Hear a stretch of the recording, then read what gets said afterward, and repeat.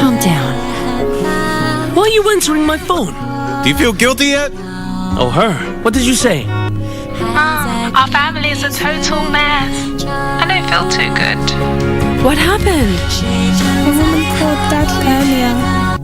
用一段故事建筑一座城堡，回忆放进去后就不再打。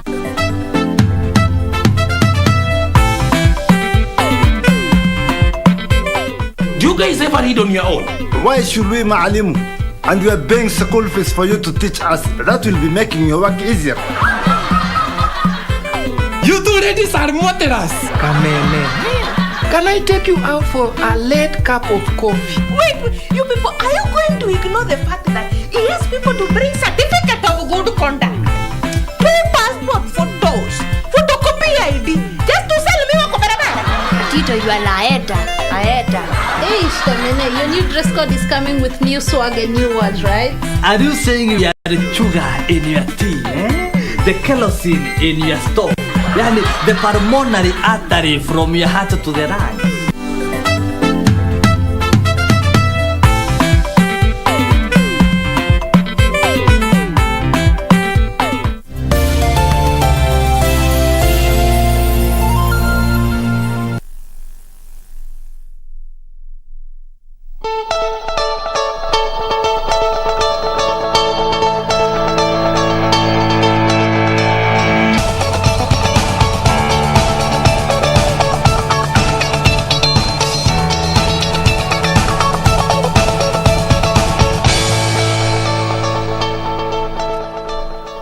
Day of December 2021. Good morning. It's a cold and chilly day here in Nairobi, and the Met Department said that this weather is going to continue around the country for the better part of this month. So you better brave yourself for more cold mornings across the country. Welcome to the program. My name is Victor Olo. Where are you watching us from? Please talk to us. Tell us. You can reach us on our official social media handles, and the show continues beginning right now. But meanwhile, the 3 ladies and 1 gentleman. Good morning, ladies. Good morning, Victor. All right. How are you doing, Stephanie? I'm doing good. Excited about today being, Thursday, Entertainment Thursday, the new Friday in this building. We have so much in store, so I'm very much excited. Absolutely. And Doreen is on the other side as well. Doreen. Good morning. Morning. Our viewers, how are you doing today? I'm doing great. Chilly morning it is. Chilly morning it is, but we are here. Yeah, yes. This is Kwafa. We brace the cold and make sure we are here, regardless. For you. Regardless. But there's that part of the morning you don't feel like waking up. You have to give yourself a pep talk for waking up. You don't feel like to, but you have to. You know, it's called for it. Anyway, good morning to your viewers from whichever place you're watching us from. It's always a pleasure to have you joining us every Monday through Thursday. And just as they mentioned, Thursday is a new Friday, so it's time to do it easy, light. On our lifestyle segment this morning, we'll be talking about indigenous foods. Do you even know which ones are those ones? That is what we'll be talking about today, and our guest this morning will be helping us understand more about these foods, what you need to know about healthy living. So in addition to that, we still have plenty more in store for you this Thursday up until 10 a.m. and that's why we urge you to stay on board up until that time. Many thanks for making time this morning. I'm Doreen Arange Okelo. We said we will also be adding our new names. Yes. As we wait for bodies in heaven. They say, I'll read a message today from our ardent viewer. Akona story. Third names it is. Okay, fine. We will hear that story when we get to the official banter. You're watching KBC Channel 1 and this is Good Morning Kenya. As we say, the Thursday is a new Friday, and more so we're already in the festive mood. And just to make it a little bit light, did you know that the Nairobi National Park is marking its 75th anniversary today? That means if you're going to be among the first 75 persons to get to the Nairobi National Park today, it's free entry. I said among the first 75 people. Today? access free. Why not for the weekend? It should extend. Actually, that's an offer that they made, and going forward, anyone who is considered a senior citizen of the age of 75, accompanied by at least one person, one vehicle, and one driver, will always be accessing the park free of charge. Wow. Anytime. Some good news there. And there are also plans to include that persons with disabilities access this park also easily and most probably for free. That is some of the things that the Ministry of Tourism is doing to just encourage domestic travel. You know, there's been so much. Actually, when you talk to the hospitality industry players, they tell you for them 2020, the festive season around 2020 is not in their calendar, so to speak. The numbers were bad. No one was traveling. We're dealing with matters of COVID-19, and it seems we are not out of the woods yet, following CS Kagwe's comments yesterday while he was having that conversation with the Council of Governors, where he revealed that indeed Kenya had confirmed its case, I think 1 or 2 cases of Omicron variant, and saying though the government is not quick to introduce stricter measures in light of this, but continue to implore you and I to first get fully vaccinated, as well as continue maintaining the COVID health measures put in place. Good morning once again. I'm Regina Manyara. So if you are among the first 75 persons to get to the Nairobi National Park today, when they mark their 75th anniversary, well, it's going to be free entry. And we expect President Uhuru Kenyatta is going to be gracing that event. KBC Channel 1 News Desk is also going to be keeping tabs on that. There's so much more. So Regina, it means if the president is going, so it means we only have 74 people. No, the president doesn't. He's coming to officiate. He's coming to officiate the celebrations. All right. But accessing the park, you know, you have the Nairobi Safari Walk. Yes. And we have the National Park. Now the game drive. Yeah. Yes. So it is, if you're the first 75, with the exception of the president as well as the media and other people there, well, it is free. Why does it look like Kenyans have already made their way there? Yeah. Now, if you want to but just try. Well, this is the time if you want to be on time there. Yeah.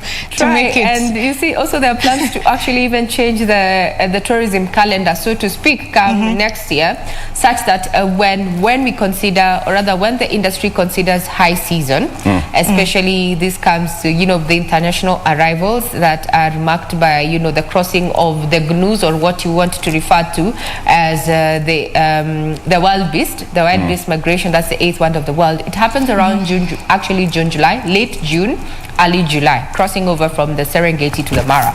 That marks the high season in as far as international tourists are concerned. But if you look at these timings, with the exception of the COVID year where we changed our school calendar too, you'd actually see that this is a time that the kids are actually in school to break in August.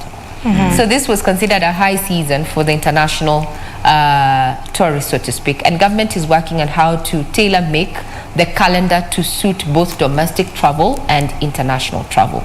However, you need to know that within that COVID period, come January 2022, the rates that had been slashed by 50% accessing the national park go back, revert to their normal 100% charge. So if you haven't benefited from the 50% discount, well, it's a high time that you travel before the 1st of January. So that is going to be coming up as we focus on those stories that have been making headlines in the last 24 hours. And we encourage you to also check our website, that is www.kbc.co.ke. Now, without further ado, what has been making headlines? The government has confirmed that it will not rush to introduce stricter measures against the COVID-19 following the discovery of 3 cases of the Omicron variant in the country. Health Cabinet Secretary Mutahi Kagwe, however, says Kenya is currently engaging South African countries where the variant is spreading first on how to contain it.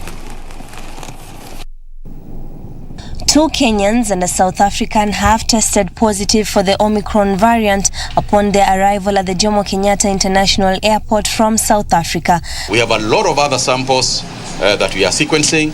So in the next 2 days, I will be able to confirm the spread or otherwise of the Omicron variant in the country. The three have since been put under quarantine as health officials heighten surveillance. So far, the hospitalization cases that we have in our country are still Delta. We have not detected any Omicron variants in our hospitals. Health Cabinet Secretary Mutahi Kagwe says lockdown is not an immediate option, but the government is consulting on how to deal with the possible spread of the variant. The Omicron variant is likely to be the dominant variant, not just in our country, but across the world. And we are happy that the management of the variant globally is now being handled in a better way. We are not announcing a lockdown.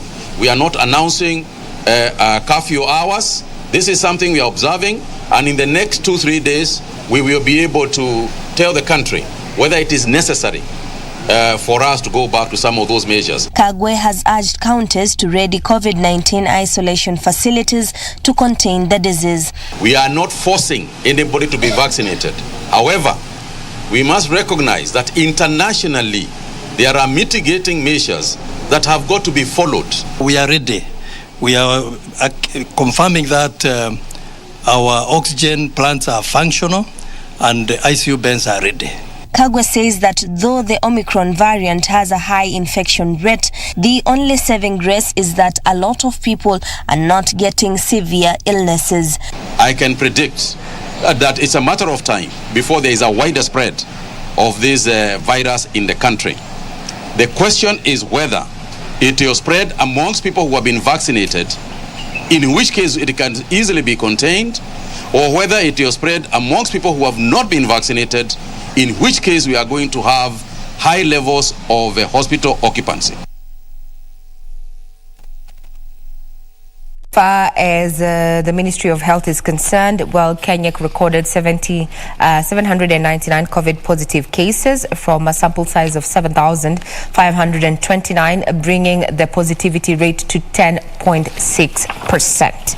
Now, the Kenya Defence Forces KDF service members are set to benefit from over 3,000 housing units through a public-private partnership arrangement at a cost of 5.3 billion shillings. Speaking at the groundbreaking ceremony of the proposed residential accommodation at Roy Sambu Military Camp, Nairobi President Uhuru Kenyatta said the project will go a long way in providing decent housing to the soldiers and their families.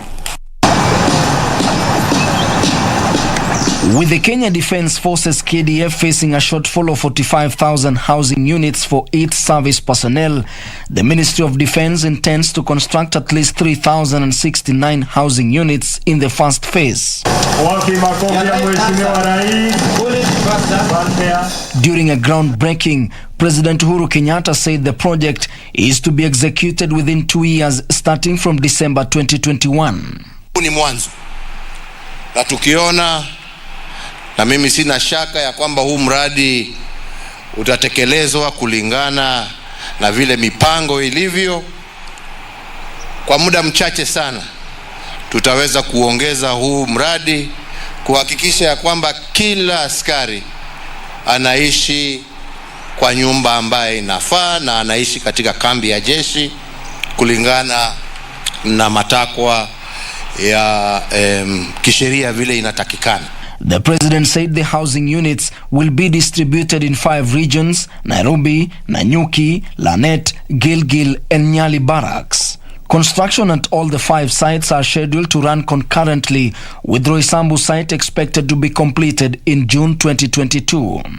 Kwa hivyo sisi tutaendelea kufanya lolote ambalo tutaweza kuwasaidia kutekeleza jukumu lenu na pia kuchunga welfare yenu, kuimprove equipment yenu, ndio nyinyi pia muweze kutekeleza hiyo shughuli ya kulinda wananchi na kulinda taifa letu la Kenya, mkijua ya kwamba familia zenu zimeishi na inachungwa kwa njia ambayo inatakikana. According to the Ministry of Defence, the project entails the construction of married quarters in form of 3 and 2 bedroom houses and single quarters. This is in line with your Big Four agenda and particularly, Your Excellency, the housing pillar. I'm very, very pleased that MOD will be contributing towards the realization of the Big Four and particularly the housing pillar through this project. We've had the intention to build houses, mainly to get the soldiers living in one area, principally because it is important for them to be in one area for ease of mobilization. And this dream, Your Excellency, has come true. The project, once completed, shall accommodate 980 families in addition to providing single accommodation to 2,089 service members in line with the government's Big Four agenda of affordable housing.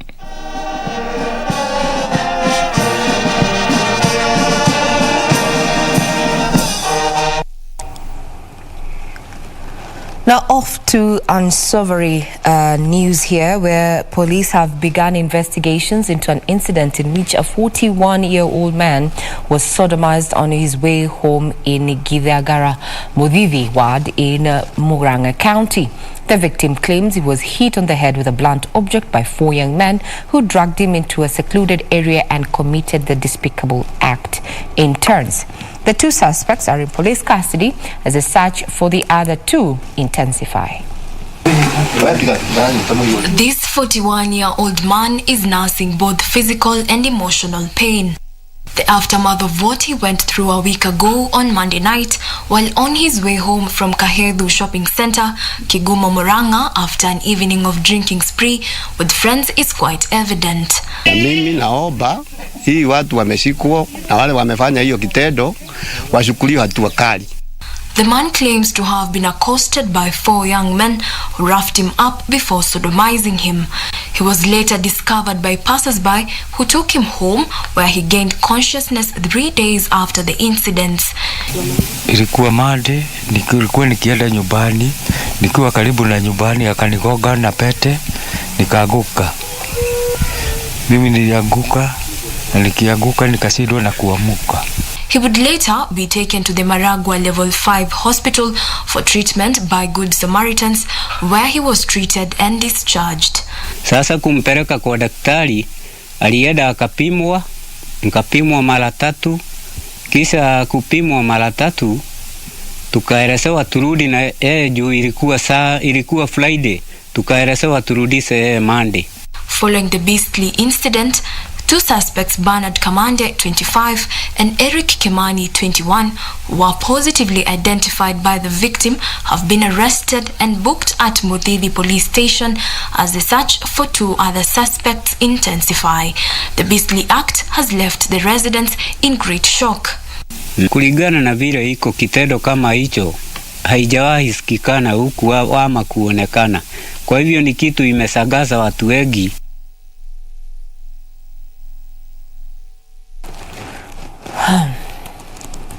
What has it makes you wonder what is going on in the society there, especially such an act perpetrated by young men.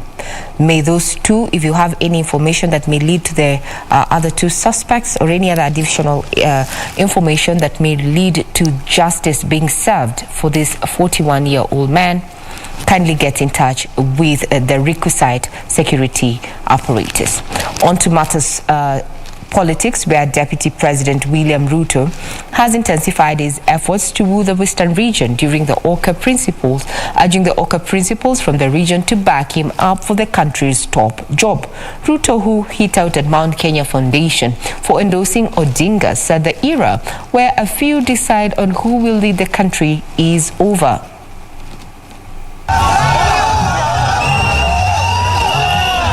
Deputy President William Ruto has renewed his efforts to woo the vote-rich Western region. This time around, going for the region's kingpins. Ruto, who is on a 2-day tour in the region, urging Amani National Congress Party leader Musalia Mudavadi and his Ford Kenya counterpart Moses Wetangula to join forces with his United Democratic Movement, a vehicle he says will deliver a win in the 2022 elections. According to the DP, the 2 presidential hopefuls were taken for a ride in the recent vetting by the Mount Kenya Foundation that endorsed Odinga for the presidency. Ati walipeleka Musalia hapa ati kwenda kumfanyia interview. Alafu hata hawaku kumuita hata kumwambia majibu ilitokea namna gani.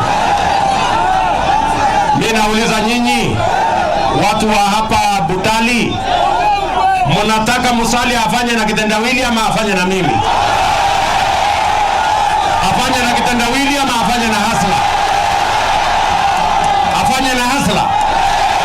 Hebu nione wale wanasema afanye na hasla, afanye na hasla, afanye na hasla. The DP and his lieutenants further urging Kenyans to resist attempts by some individuals to divide them along party lines so as to achieve their selfish interests. Ndio mimi nimekuja hapa kwa unyenyekevu, jameni, tujipange kwa chama ya mahasla wote. Hiyo ya kazi ni nini? Tuko pamoja, tutaungana. Kwa chama ya kazi ni kazi. Hiyo ya kuunganisha wa Kenya. Echoing the DP sentiments, area leaders led by John Waluke termed the Democratic Action Party as a scheme aimed at destabilizing the Amani National Congress and the Ford Party of Kenya. Hiyo chama imeundwa kupigana na Mheshimiwa Musalia Mudavadi ama namna gani? Sisi tunakaribisha Mheshimiwa Musalia Mudavadi kwa chama yetu ya UDA. Yule mzee ameshajua Western Province imemtoka. Sasa ile ukora wanafanya ni kutumia mzaa tuoli kupatia Eugene Wamalwa pesa kidogo hapa, ataform chama akuja tugawanye sisi. Ninaambiwa mami Msanya na Wetangula, huyu mtu amewatumia vibaya, muondoke hapo. Ile idea ambayo mko nayo mzuri mulete, tuunganishe na idea ya bottom up ya William Ruto, tuunde serikali. Watu ya mkoa wa Magharibi, kaeni pamoja ndio tufaulu. Na kama tutagawanyika kwa chama hii na chama ile na chama ile ya ukabila, hatutafaulu.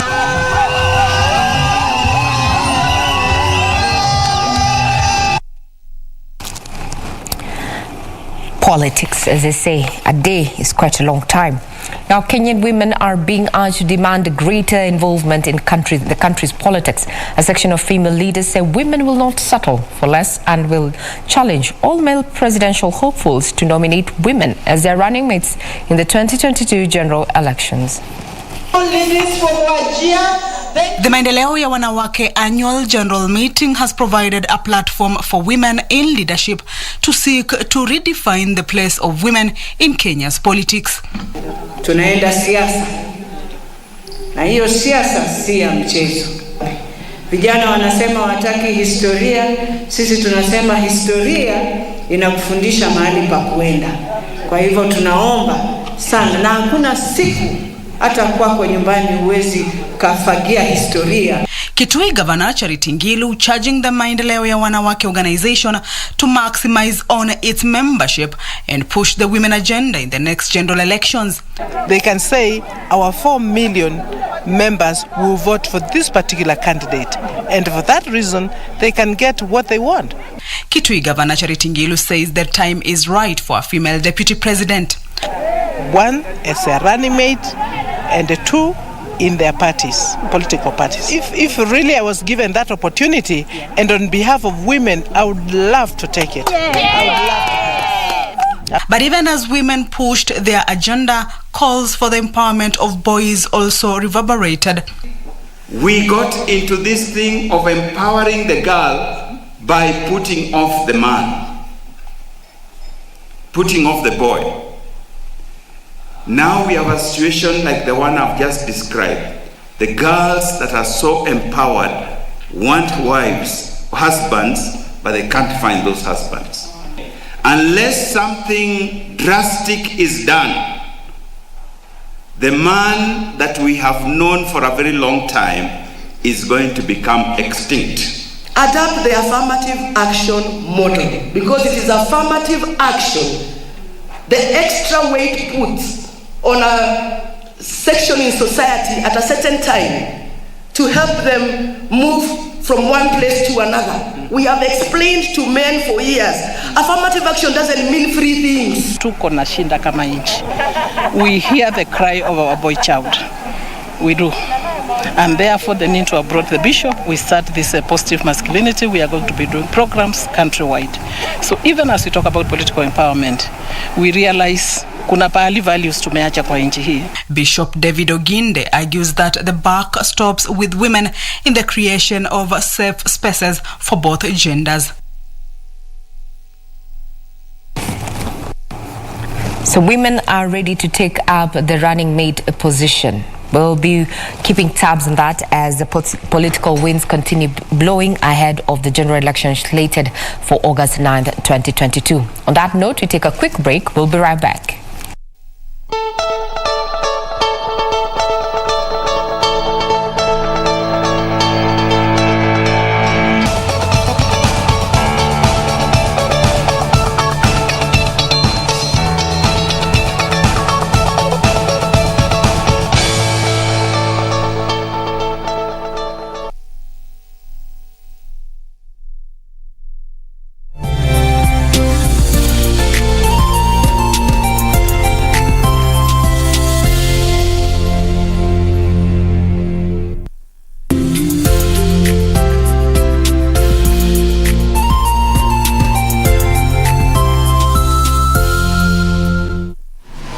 Log on to the KBC website at www.kbc.co.ke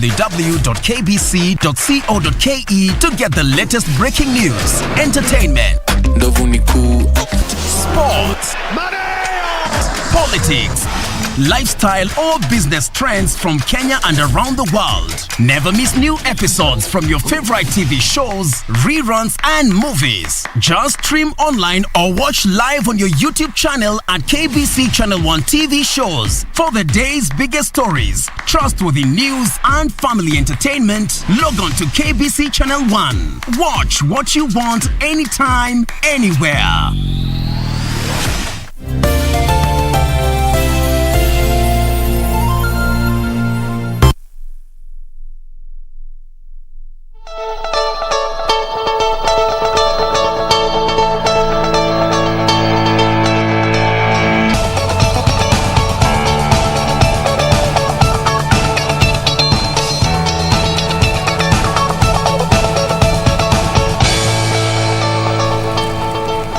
Good morning once again. It is December the 16th of the year is 2021. It's a festive mood and you're watching KBC Channel 1. Thursday is the new Friday. Bringing you up to speed with those stories that have been making headlines in the last 24 hours. And now we delve into matters security, where it is now 4 months since heavy security was deployed in Olmoran, Laikipia County to restore normalcy in the area. However, the victims of the inter-ethnic banditry attacks and livestock theft still recall the gruesome path they went through during and after the conflict. Most of the areas which were affected were Kamwenje, Maitiku, Wangwishi and Olmoran, where people lost their lives and property. These are the effects of Olmoran conflicts. To many, this reminds them of a painful story never to be forgotten. Christine Jelarua, a 31-year-old and mother of 4, is one such person who fled their homes at the height of the skirmishes. She recounts how their houses at Ngare Narok village were torched and livestock stolen and forced to run for her dear life. Ni shida tu hata kukula hata chakula, patikane hata chakula, hawezi kuja hata town, hata wapi, hata soko, hakuna mali anaenda. Hata manguo, hakuna hata nguo. Nyumba amechomwa, kila kitu amechomwa. Masuburia, mambera, matungi ya maji, kila kitu hakuna kitu hakuna. Ile nguo tulikuwa amefanya nguo tu hiyo. She says her husband and children fled to different directions, but for her, she sought refuge at St. Mark Catholic Church in Olmoran Trading Center, where she has been living ever since. Umetoka mswanani huko. Paka sasa ya kumswa 12. Hajarudi. Patrick Thuku, also a victim, left his home after it was reduced to ashes at Miharati village, and illegal grazers drove herds of cattle into his maize plantation as they sought for pasture. He was reduced to a beggar, and for now he is depending on manual jobs at the local Catholic church. Siwezi kurudi nyumbani maana nyumba nilichomewa, hakuna pahali sasa pa kwenda kukaa, na niko na haja sana ya kwenda kwa shamba yangu, but sasa siwezi. Sasa nimekodishiwa nyumba hapa juu, hapa town na Olmoran. Sister hapa St. Mark ndio walinichukulia nyumba hapo. Monica Wangoi, a nun at Olmoran Catholic Parish, recounts how tens of families flocked at the church seeking refuge. Kwa sababu ya mambo yaliwaadhiri kiakili kabisa. kama tungekuwa na hiyo nini ya counseling ya serikali ambao wanaweza kuja hata kukaa hapa, hata kama ni hapa hata una mahali popote pale, na hao watu watakuwa wakifrequent that place, kwa sababu sisi sasa tumechukua hilo jukumu la hatuna maybe we are not experienced in those matters of counseling na nini, lakini tunajipata pia kujaribu kuwaondolea yale mawazo, kuambia kwamba there is tomorrow, kuambia kwamba wasijali kwa sababu kuna watu ambao wanawajali hapa. Ukikosa chochote kuja hapa, tuko hapa, tutakusaidia. According to the nun, many people have suffered psychological trauma and require professional counseling. However, as much as they appreciate the government's efforts and commitment to restoring calm and normalcy in the area, the victims say much more is needed to instill confidence.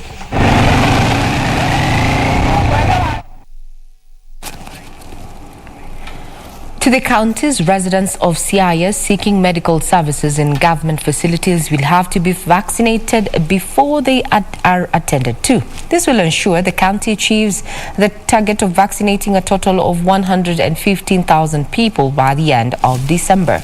Details of this and others in the County News Roundup.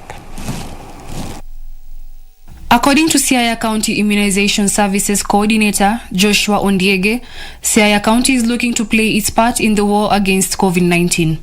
The directive comes even as the court stated a similar directive issued by the national government. Anybody who has not been vaccinated, they need to prioritize. They need to be referred for COVID-19 vaccination before they access the other services within the facility.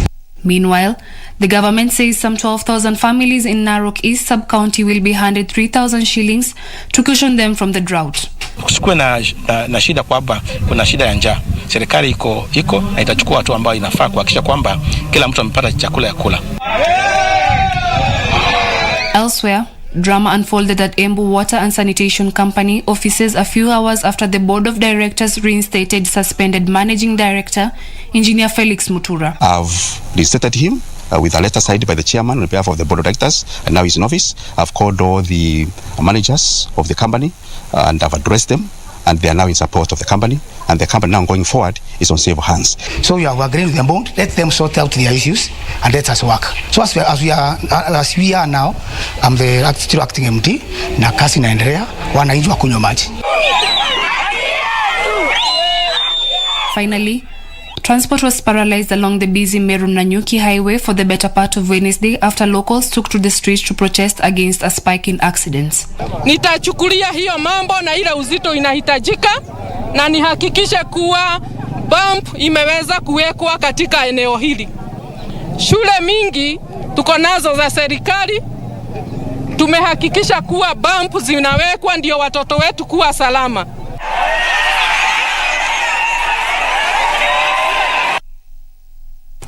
Off to matters business, where the government will add more services onto the e-citizen platform to improve service delivery and transparency. President Uhuru Kenyatta said the e-citizen portal promotes open governance by enhancing citizen participation in government processes. He was speaking during the Open Government Partnership Global Summit, and he said that the electronic system has made the government services cheaper, more inclusive, transparent and efficient. Launched in 2014, the Electronic Citizen Platform provides access to a wide range of services, including business registration, filing of taxes, processing births, marriages, and death certificates, among others. The platform has been hailed globally by bringing public services closer to the masses. President Uhuru Kenyatta has told the Global Open Governance Summit that the government will add more services to the systems to improve service delivery. To further improve transparency in public procurement, President Kenyatta has directed all institutions to publish details of announcements and awards of government contacts. Nairobi County is already implementing a national addressing system that will ensure civic engagement remains central to the naming and numbering of public spaces. The President's message was delivered through a video recording at this year's Open Government Partnership Global Summit hosted by President Moon Jae-in of the Republic of Korea.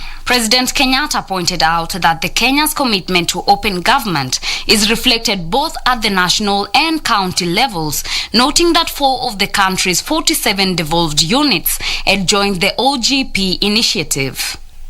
The OGP Global Summits provide an opportunity for participants, including representatives of government and civil society, to exchange experiences, best practices, and progress on open government initiatives and implementations. The 2021 summit marked the 10th anniversary of OGP. Kenya has adopted an e-citizen platform to promote wider participation for our people in government processes and development activities. This has made access to government services as well as service delivery cheaper, more inclusive, transparent, and efficient. Other speakers at the Global Summit include US President Joe Biden, Canadian Prime Minister Justin Trudeau, President Emmanuel Macron of France, and Nigerian President Muhammadu Buhari, among others. On to matters agriculture with a little bit of tech, where farmers in 37 counties now will access farm inputs at a subsidized price following the extension of the e-voucher input subsidy program. And this is after a successful pilot of the program in 12 counties. The e-voucher system has broadened the range of inputs available to farmers to include basil and top-dressing fertilizer, lime, certified seeds and agrochemicals. The National Value Chain Support Program was initially piloted in 12 counties, involving 4 value chain crops such as Irish potatoes, maize, rice and coffee, with the aim of increasing productivity of smallholder farmers by supporting them with a wide range of subsidized inputs through an electronic-based input management system. Ni muhimu zaidi kabisa tuboreshe taaluma zetu, wakulima watumie teknolojia za kisasa, na wakulima pia wawe na ufahamu na kile kilimo, na kwa hivyo pia inabidi tuboreshe upande wa wale extension workers. The e-voucher system begins with farmer registration that captures the farmer's biodata and transmits it to the Ministry of Agriculture servers at Kal Road, Nairobi. Upon verification, farmers then receive e-voucher messages bearing unique codes which they take to the agro dealers to begin the e-voucher redemption process. The system then automatically deducts 60% of the input cost, triggering a 40% top-up from the ministry's till number. Ndio maana tumekuja kuzungumza na ndugu zetu wa county ndio waweze kutusaidia kuwafikia wale wakulima. Meru, Nyandarua and Nandi are among the additional counties to benefit from the program. Crossing over to the sporting arena, in 2 months' time, Athletics Kenya will release a report on concerns raised by athletes during the Federation's consultative forums that are held across the country. This was revealed by General Jackson Tuwei during a press briefing that was held in Nairobi. More than 2,600 athletes took part in the just concluded athletics consultative forums across the country. According to AK President, the forums, which were held in 15 different regions, were attended by 1,916 male athletes and 736 female and 269 coaches. Tuwei revealed that the views raised during the forums are being compiled in the final report, which is expected to be released within 2 months and will help in the Federation in implementing policies in an effort to curb vices, among them abuse of athletes, as well as improving athletes' welfare. We are in the process of streamlining the same to ensure that all athletes have fair and timely access to these letters free of charge. We look forward to more collaboration with athletics stakeholders as we right the wrongs of the sector while perfecting our strong suits. Meanwhile, 100 meters African record holder Ferdinand Omanyala has said he will attempt the world record of 9.58 seconds, currently held by Usain Bolt of Jamaica. And I also like to ask Athletics Kenya to put more events, because I learned this year that competition is the best training. You compete more, every time you compete you get better. Omanyala will take part in the World Indoor Championship set to be held in Belgrade, Serbia from 11th to the 10th March next year in the 60 meters race, which will be a culmination for his indoor events before returning to his specialization of 100 meters race ahead of the new season set to begin in May.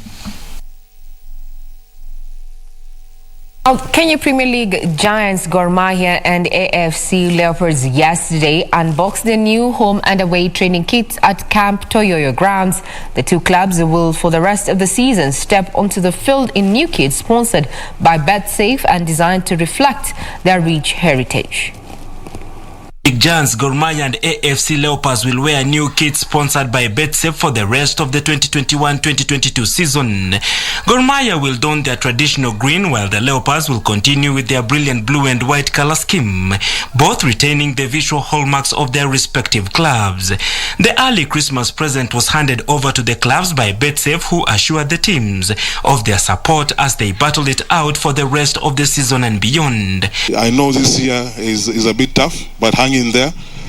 Play for the shirt, play for the teams, play for yourselves, play for your families, and you'll get the result. We are behind you in every single way, and we are looking forward to the end of this season and the years to come as we build this partnership together.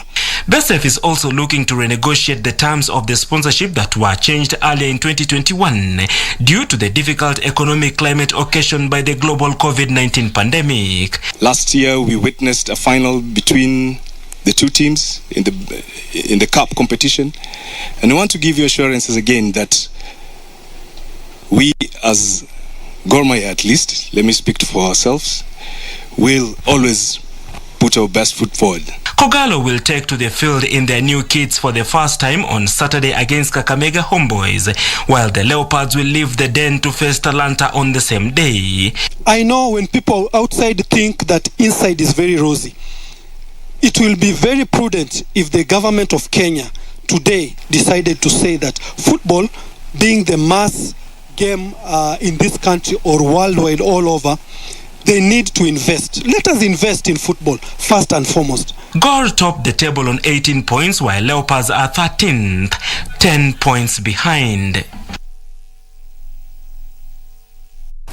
That brings a cap to matters in the headlines this morning. Remember, further details are available on our website. That is www.kbc.co.ke. We take a quick breather. When we return, we're going to be sampling the dailies for you.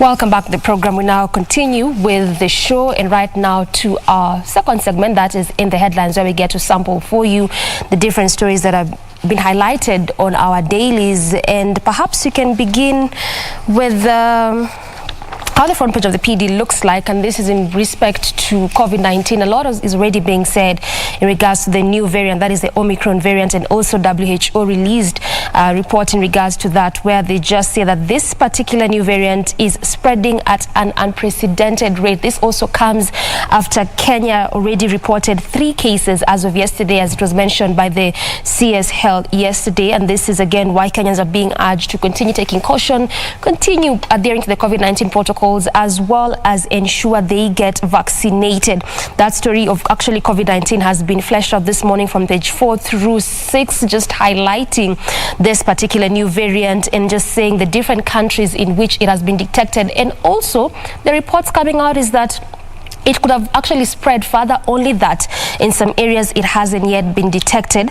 And the same also continues still on Matters Health, where the Health CEC warns of COVID 5th wave that is in Machakos County there.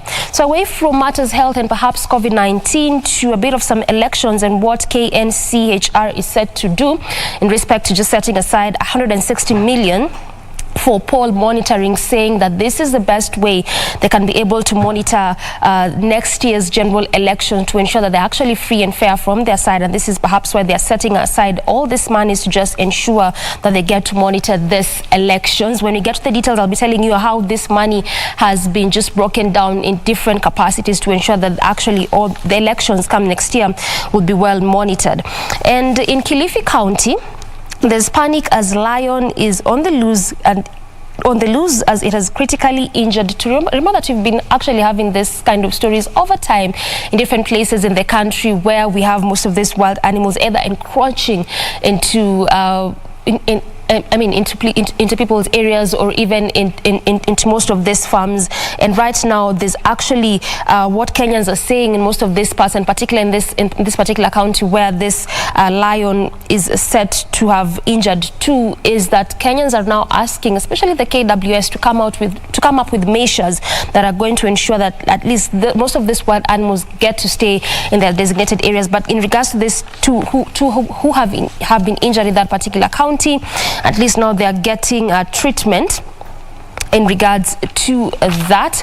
We also have some bits of business there, and this is again in respect to the Christmas season. And right now it looks like Kenyans will just have to pay more for most of these goods that they get to buy, with the main header gloomy festivities as prices of essential commodities shot up. Again, when we get to the details, I'll be telling you actually why this oftentimes happen and why this specific time the prices of most of these commodities, especially essential commodities, foodstuffs, things like sugar, milk, have actually shot up in this time, and up until what time whereby these prices are expected to just be up the way they are right now.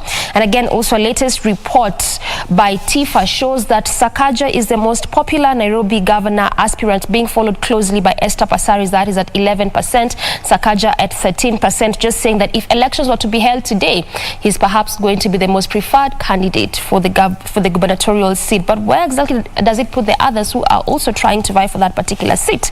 Again, when we get to those details, I'll be telling you more about that. Victor. So on the front page of the Star newspaper, there's a photo there of one lady, Wambui Nyotu, who is the person there according to the newspaper here. Still on the page, you can take a look at that story. It's fleshed out there for you in details. And on the Star as well, front page, it will not be possible to steal my votes, says DP Ruto. It will not be possible to steal my votes. And the story continues to say that the DP rubbishes claims that election results are determined by a deep state. The DP said assertions that his supporters will cast their votes, but the counting and declaration of the results done by the faceless deep state are far-fetched. He termed it as a narrative being spearheaded and spread by perennial losers. Ruto rubbished off the existence of the deep state, sometimes referred to as the system, saying that it's a fallacy being pushed to scare voters. So that is yesterday when he was speaking in Malava constituency in Kakamega County. And a huge blow to civil servants as court says no to active politics.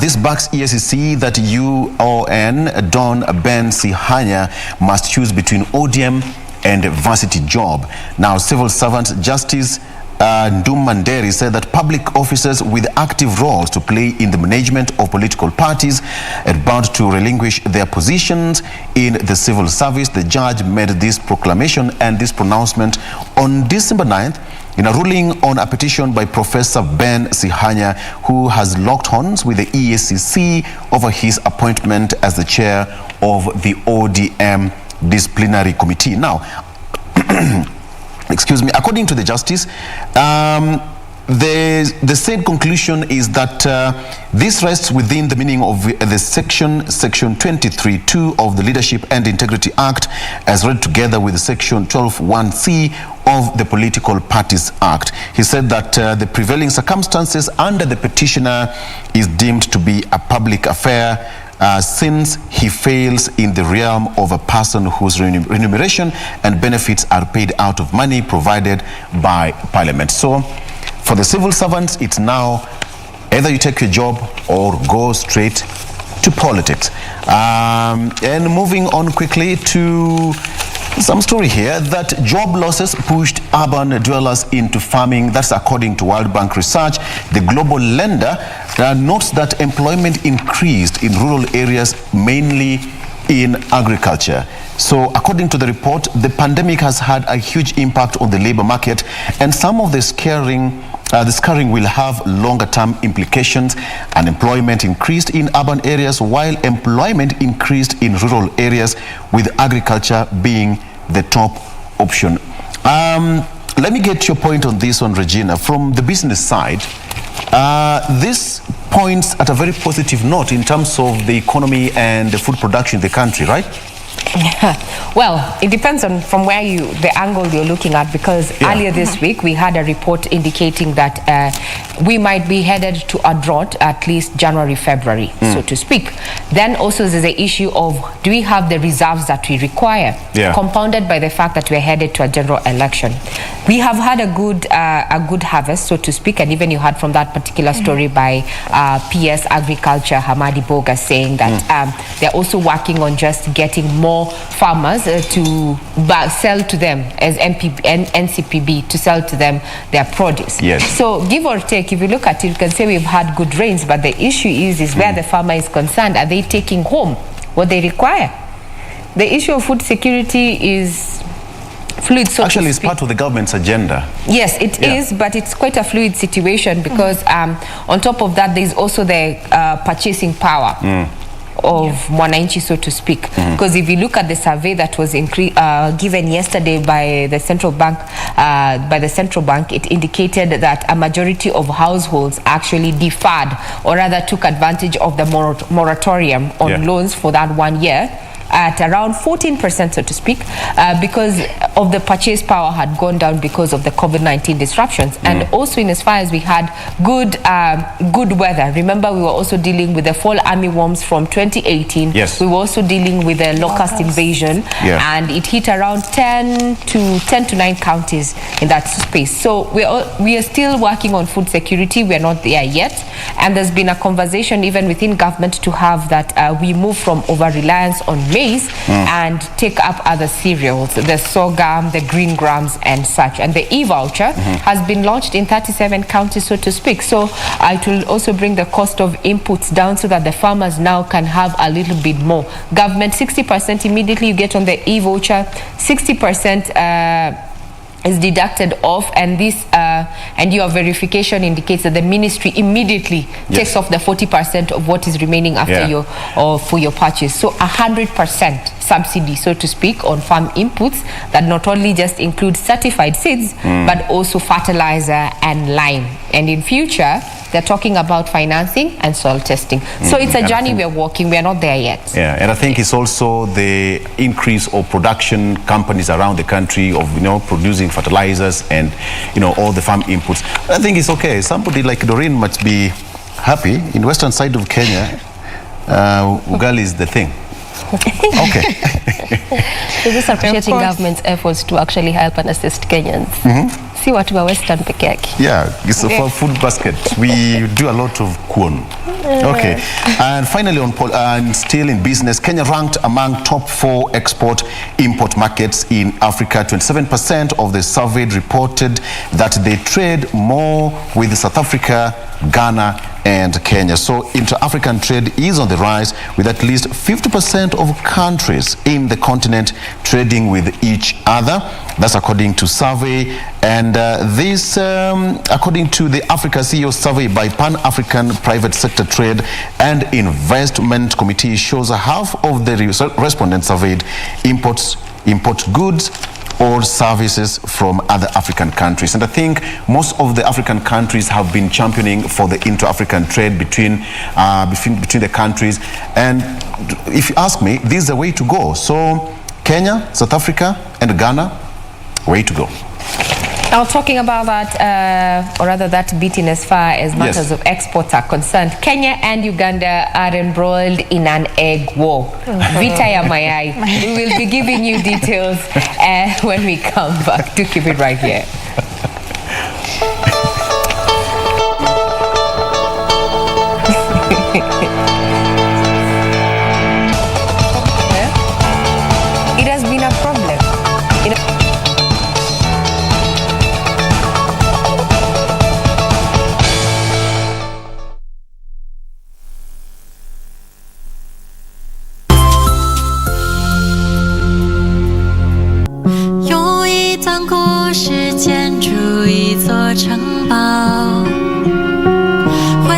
You've also finished your plan?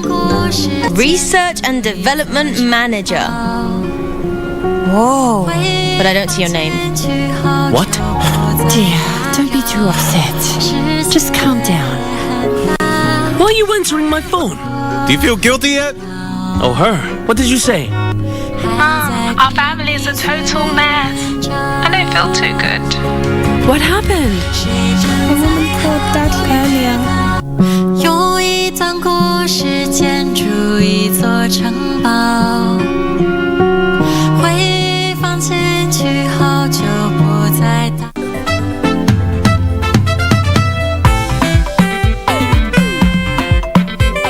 Do you guys ever read on your own? Why should we, Ma'alimu? And we are paying school fees for you to teach us. That will be making your work easier. You two ladies are moteras. Kamele, can I take you out for a late cup of coffee? Wait, you people, are you going to ignore the fact that he asks people to bring certificate of good conduct, 2 passport photos, photocopy ID, just to sell me wako barabara? Tito, you are Aeda. Hey, Stamina, your new dress code is coming with new swag and new words, right? Are you saying we are the sugar in your tea, eh? The kerosene in your stove? Yani, the pulmonary artery from your heart to the lungs?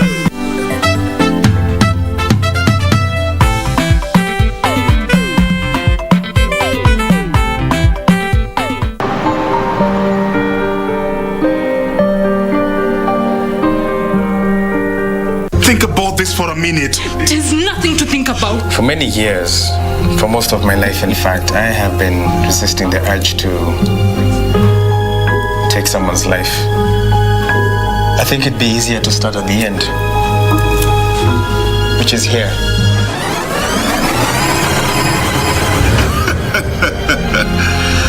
Paul, I'm not stupid.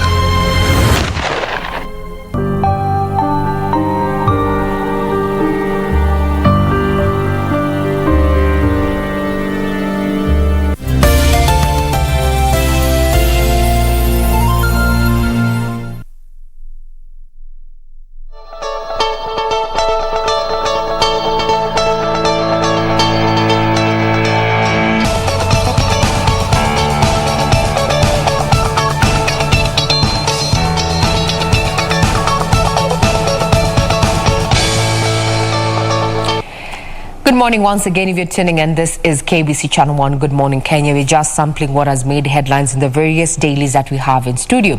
So before we took a break, I informed you that Kenya and Uganda are embroiled in an egg war. Vita ya mayai. Na namaanisha vita ya mayai ya kuku. It's good to be Ordinary specific. egg. No, I need to be specific. Yes. People have a way of changing things to mean something that you have not said. I mean, mayai ya kuku. People have a way of thinking outside the box. They are not this Thinking of actually what I is want not even people there. to think within the box. Just the way it about is. mayai. Don't overthink. So you think you like your poached eggs, scrambled eggs, fried eggs, Spanish omelette as such. Well, the way things are going, that may be in short supply in the coming few months or weeks, so to speak. Or if it's within the market, it's going to be like more expensive. And this is why. So the Uganda's private sector is now embroiled in a spat with Kenya. And this is the reason, and this is what they say. Your chickens cannot lay as many eggs as ours. And this is your argument. If you look, Uganda will always produce more eggs than Kenya. If you just think of the feeds that our poultry industry takes up, Uganda definitely produced more feeds. And this is according to Simon Kahero, the chair of the East Africa Business Council, Uganda chapter. And because our climate, we will always produce more chicken and eggs than the rest of the region. Now, this current tiff started with Kenya, Sisi, banning importation of chicken and chicken products to protect farmers. It's farmers that threaten to ruin this vibrant commercial relationship. So it was in the interest of our poultry farmers that government did such a move. However, according to Tegemeo Institute research, Timothy Njage, this move was inflamed by the COVID-19 pandemic, with India sweeping nearly all the raw materials used to manufacture chicken meal from Kenya's source markets such as Uganda, Zambia, and Malawi. Consequently, this led to the increase in cost of the layers feed. And as a result, Kenyan chicken farmers abandoned local manufacturers of chicken feed and moved to Uganda and Tanzania. So you see, when you say COVID disruptions, they come in all forms, and they hit all areas, including supply and mayai. So, in a nutshell, Kenya-Uganda trade, this is not the first time that our neighbors and us are involved in this push and pull. We did that with maize, we did that with sugar, we did that with milk. Now, tuko kwa vita ya mayai. But this looks like that sibling rivalry. Unajua mimi utanifanyia, mimi sikukufanyia, so hatutafanyana. So ni time yako, ni tani yako. Because also around the same time in 2019, still because of that ban of importation of milk, it still continued that process of the TIF. That's where we are. And I'd also want to, there's something that we have never resolved. And I grew up hearing it. I have read it out to the public. The issue of the fish within Migingo. Victor, the issue of the fish. I understand the waters are said to be Kenyan waters. But the fish belongs to? But the Uganda. It was a narrative which was pointed during Kibaki's regime. Remember, Kenya's actually pushed President Kibaki to resolve the issue. But it's the same way we had our own issues with Somalia. Even an inch of a boundary can bring a very big tiff between two nations. So it has to be handled properly. But then, you still realize that most Kenyans who reside in that small, it's being referred to as small rock in the lake, they still face a lot of harassment from police officers from the other side of Uganda. So it's an issue.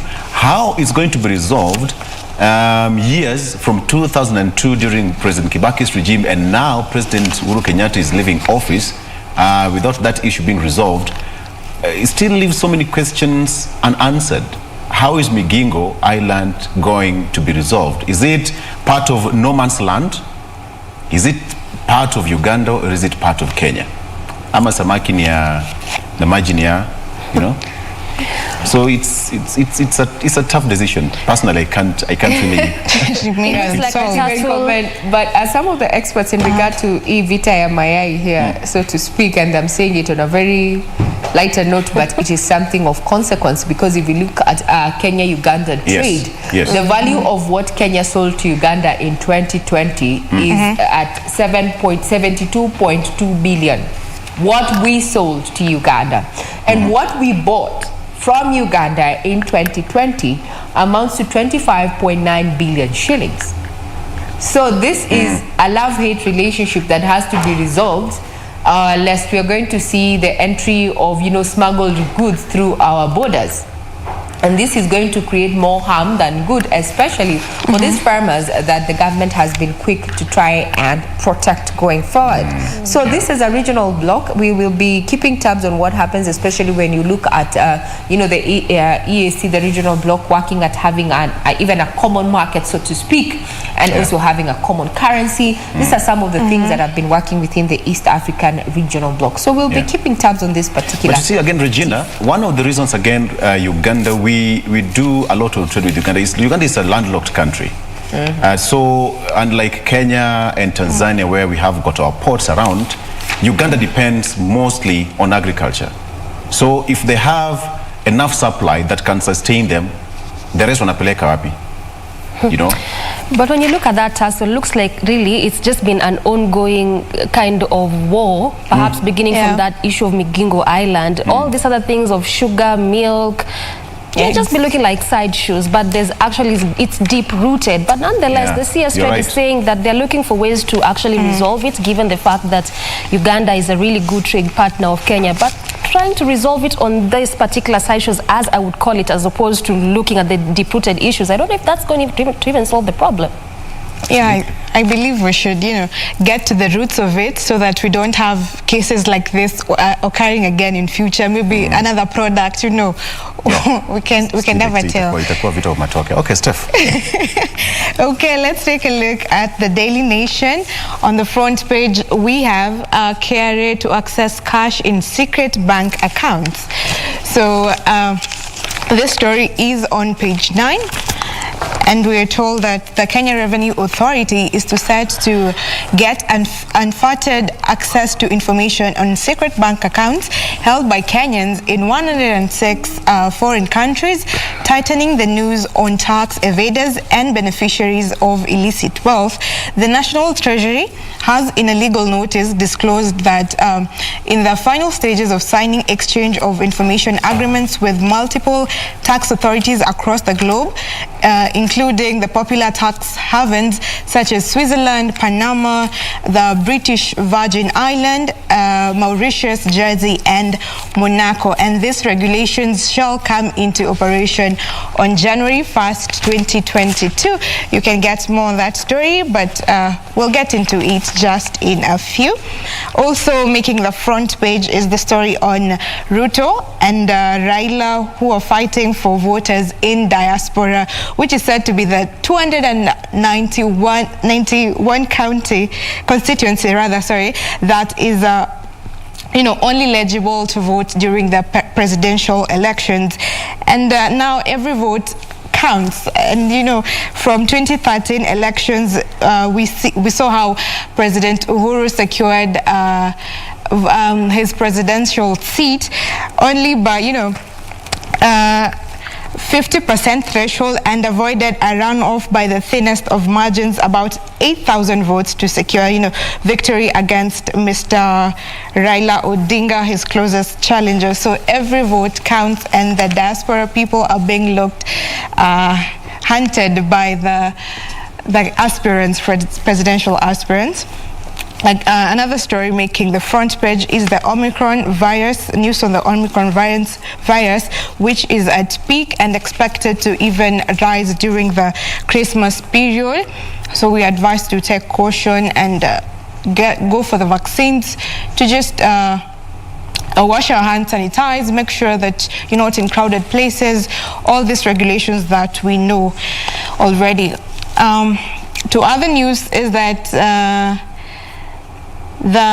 how to make merry without gaining weight during Christmas. I don't know how possible this is, being that Christmas is that time of the year where you want to eat everything and anything that is good. And they've given some of the things, that you can avoid, such as eating processed carbohydrates and calorie-dense food, eating foods with that naturally contain a lot of fat, and using a lot of oil or fat in cooking your food. So those are some of the areas that you should avoid if you don't want to increase weight, just to maintain your good health. We don't really care, Maza. Itakuwa time ya kusherekea watu wana party. Kesi badai. It is difficult, but we shall see. So if you want to maintain weight and to be healthy, you can check that out on page 12. On other news is the news on the flu outbreak. Making memes is that kama hauna homa, this time uko Illuminati. And people, it has gone round, it's very common, and a lot of people have had flus. Most people that you meet with wako na homa, experiencing the same symptoms, of fever, some sort of fever, some flu. And it's actually an outbreak. We get this on page 11 from a research done by KEMRI. Surveillance results from the Kenya Medical Research Institute and the Center for Global Health Research in Kisumu shows that there is an outbreak of influenza A. The survey was done between September and November, and it revealed the outbreak of the flu in school children and in the general population. Out of 36 samples collected, 4 were positive of influenza A, while the others showed mild signs of the virus. Well, just some details about this flu is that it is an infectious respiratory disease caused by viruses that affect the nose, throat, and sometimes the lungs. Viral infections can be deadly, especially in high-risk groups. So in case you're experiencing, this type of flu, you should go to the hospital and get, medical attention. Research is showing that the cold weather generally worsens upper respiratory tract infections, and experts have warned that Kenyans should prepare themselves for one of the worst seasons of such infections. And this is because of, again, during this time in December, the cold weather is very persistent and will probably still be there for a very long time. So the flu might just get worse. So you need to be careful. And it's transmitted through fluid drops from infected people. That's the information from WHO, and spreads rapidly around the world during epidemics or pandemics and imposes a huge economic burden. So I think now many people have been answered with that report, that research. So it is an outbreak there. And just another one to finish up. There's reprieve for Kinoti as court suspends his arrest warrant. We get this on page 4. And the 3-judge bench barred Inspector General of Police Hilary Mutambai from enforcing the warrant of arrest issued against Mr. Kinoti by the High Court after he failed to surrender to police authorities to serve a 4-month sentence.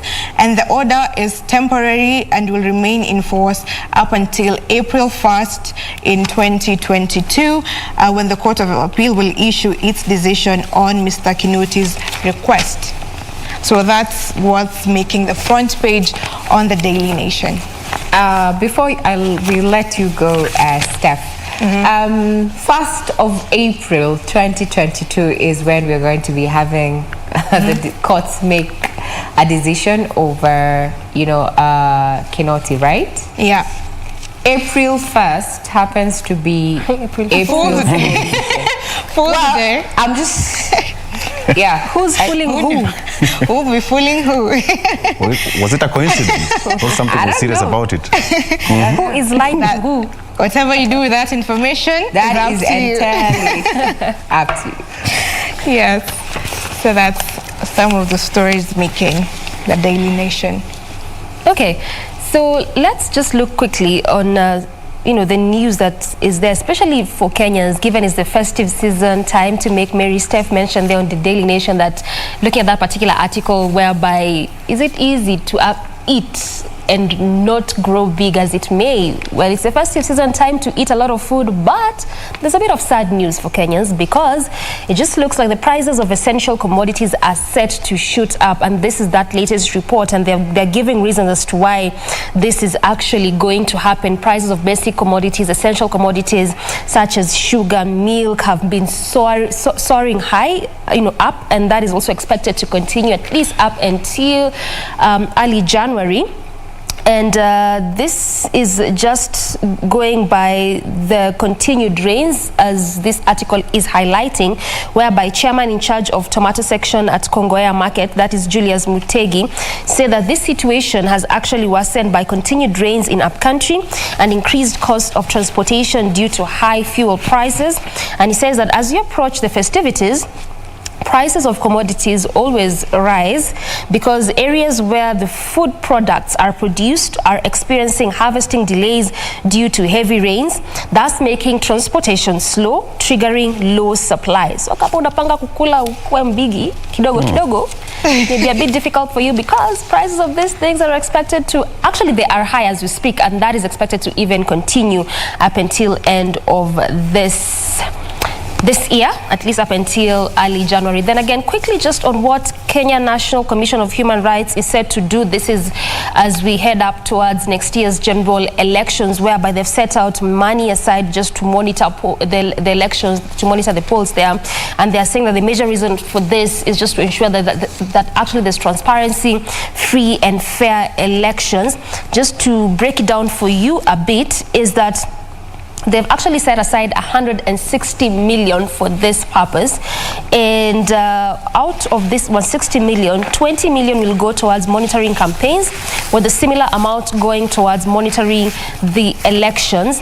And also the same body intends to spend 15 million to monitor political party primaries, 6 million to monitor accountability and redress process of the primaries, while 8 million will be used for civic education and public awareness campaigns on party nomination. Just showing you that the Kenya National Commission on Human Rights is going all out to try and ensure that not only will those elections be free and fair, but also Kenyans will be understanding why exactly they are voting and why they are voting for the persons they are going to be voting for. But the article continues to highlight and continues to break down how that 160 million would be set, the different areas in which it will go to again just continue to ensure the same is well catered for come August elections there, that is 2022 polls. Vic.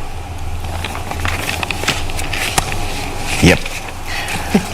Okay. Are you trying to regroup? Let me drive you to sports before you take us to where you're going, Victor. Sergio Aguero has retired. Actually, that's what I'm looking at here. It's because of a heart condition. Yeah. Man, he retires at the age of 33. So Manchester City fans know Aguero and what he did for the team before he joined Barcelona. And if you looked at that particular feed, you could actually see he was balancing its tears, and at some point he actually shed a few tears there, just saying that he really wanted to remain and assist his teammates, but God had but there are other reasons actually for some things to happen there. From the back page of the Standard this morning, you can get a whole full page, so to speak, just highlighting the Argentinians career, so to speak. The Barcelona striker, that is Sergio Aguero, who was crying at that particular press conference at Camp Nou Stadium in Barcelona, where he announced that he was retiring from football owing to health reasons, his heart apparently. And he has had quite an industrious track record in the field in matters soccer. He's among the world-known players, having only joined Barcelona in the off-season after ending a 10-year stint at Manchester United. Actually, Manchester City, sorry. Well, that's a Manchester United fan there. Okay, Manchester City. And he became quite great. There's something that has been highlighted that in his career, he is the fourth highest scoring player in the Premier League history with 184 goals in 275 games, behind only Alan Shearer and Wayne Rooney, as well as Andrew Cole. He's also the league's highest scoring overseas player, having registered 9 more goals than Thierry Henry, Arsenal, and 18, that is the number of hat-tricks he scored, including 12 that happened during the Premier League, and that's a record in England's top flight. He has scored 20 plus goals in all his competitions, 12 out of 13 campaigns between 2007 and 2008, as well as 2019 and 2020. And it's also said that he's ending his career with 427 goals in 786 games. Wow. 427 goals, and he played 786 games. So I think there's time for everything, right? Yeah, he's left. Yeah. There's time At least for he's left a good legacy. Exactly. Now, yesterday in the corridors of justice, and this elicited a lot of comment on social media. The case against Babu Owino was dropped. And now this particular article, the front page of the Standard, has given inside details, or rather details into a deal that Babu Owino struck with DJ Evolve. Allow me to just skim through it. Please do. Commitment by MP Babu Owino to clear a 17 million shillings hospital bill. Pay nursing home costs until DJ Evolve recovers. Buy a Noah and custom make it for the DJ. Set up a DJ academy. Pay in advance a two-year rent, water, electricity, internet and drugs. Buy a house for Orinda and register it in his name and that of his parents, and build the DJ another house in Utawala. If any party fails to comply with any of the terms in this agreement, either party shall be at liberty to rescind the agreement or sue for breach. Habari ndio hiyo, just in case you're wondering how that came about. Well. And why the alternative means conflict resolution. Alternative means you settle.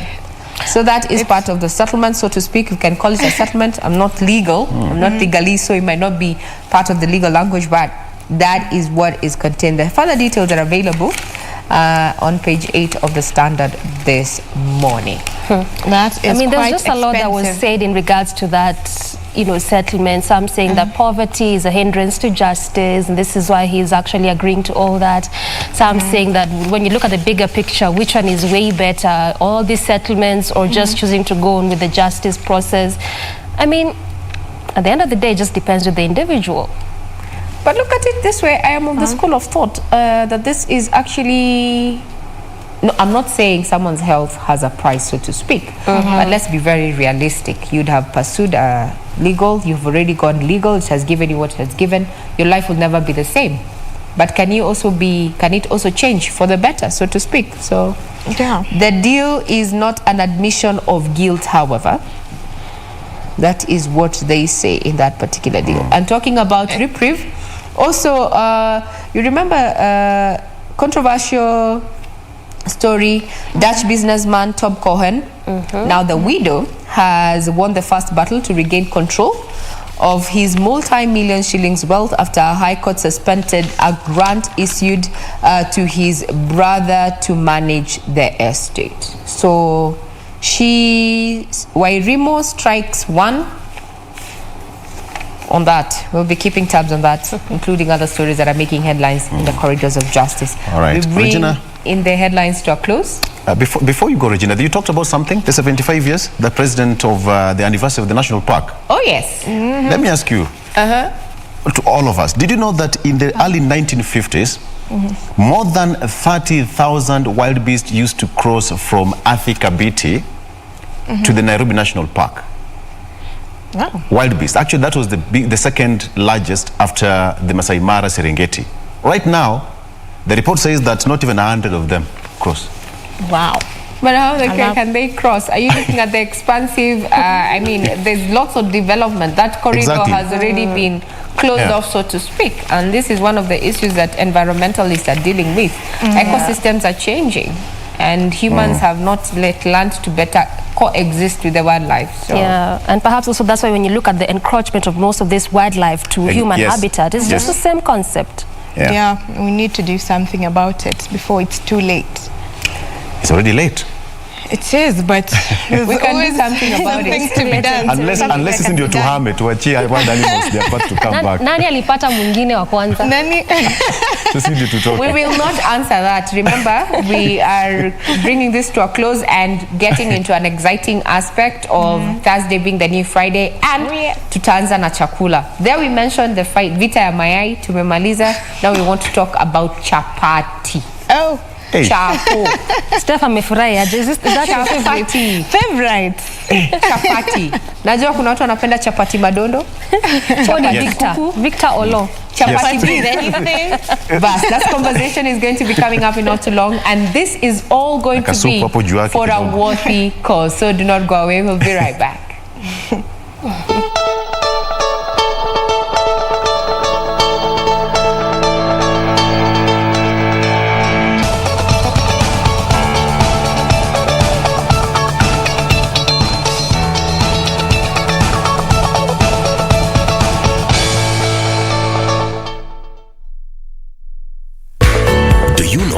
be seated there, not knowing you're the newest millionaire in town. Want to know how?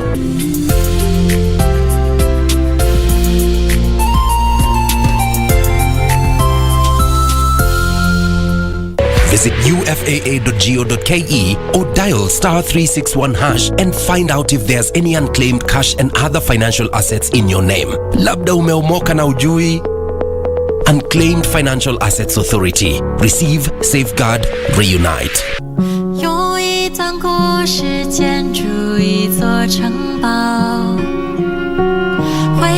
You've also finished your plan?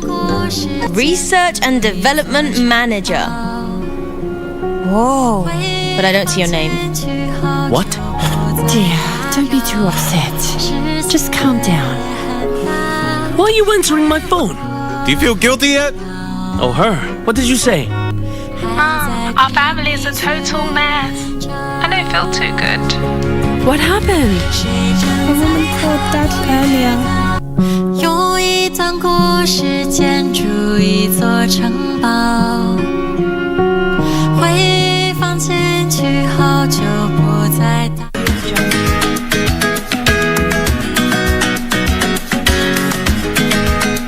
Cha kukasirika. Itafikia ule wakati tutakwenda zetu Dubai, sio hapa. Wamaanisha huu ujauzito. Wana begi hapa. Wakishaona kama yetu ndio reli. Kesi itakuwa imeisha. Hatuna haja tuende mahakamani tena. Onelea mimi na wewe tutafute handwriting expert. Ndo ili tujue ni gani original ni gani fake. Unakuja ofisini hujui kinaendelea nini na unakuja unapiga na makelele tu.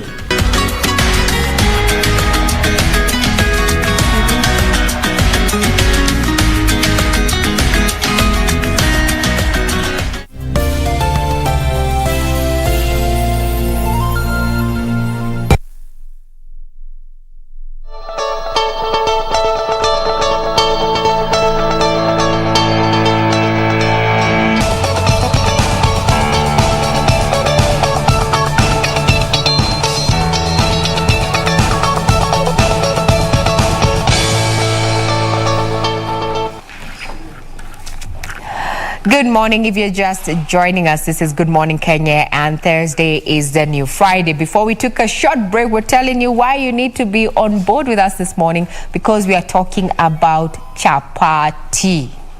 Chapati. And I know, yes, it's a festive season. Some of us grew knowing that if you see chapati, either kuna wageni ama ni siku ya sherehe. So we are having a party on the 18th of this month, and it is dubbed the Chapati Festival.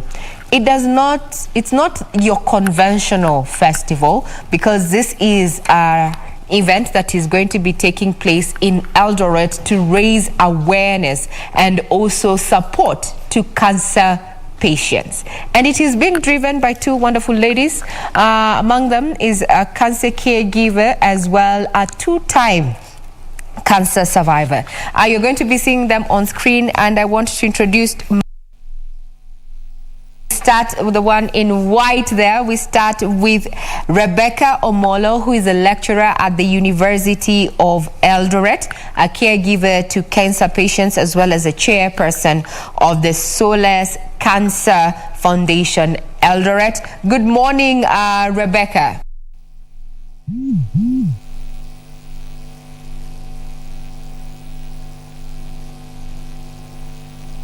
You have seen this face before. This is Esther Ndare, who is a two-time cancer survivor of ovarian and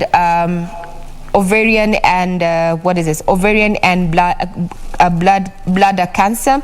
She's the organizing secretary there of Solace Cancer Foundation Eldoret. Those are great. Those are our guests this morning, and they are going to be taking us through this conversation. Why do we need to participate in the Chapati Festival that is going to be happening down in Eldoret on the 18th of December? That happens to be Saturday. Good morning, Esther. How are you?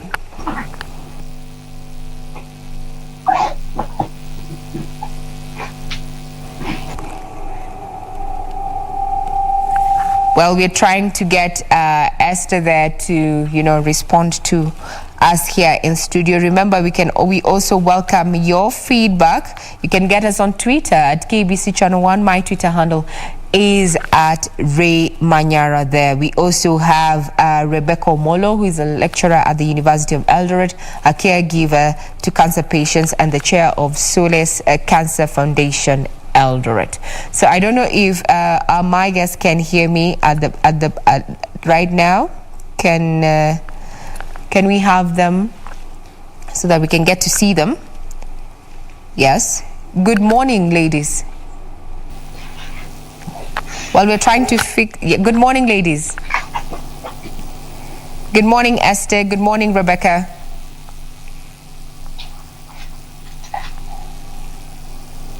Well, let's take a short break. When we come back, we'll have rectified that particular technical hitch, and we'll be talking still about matters chapati and why we need to be part of this chapati festival that is going to be taking place on the 18th of December down in Eldoret, to not only give an opportunity to share, but also create matters of awareness around cancer and how to support cancer patients. We take a quick breather. We'll be right back.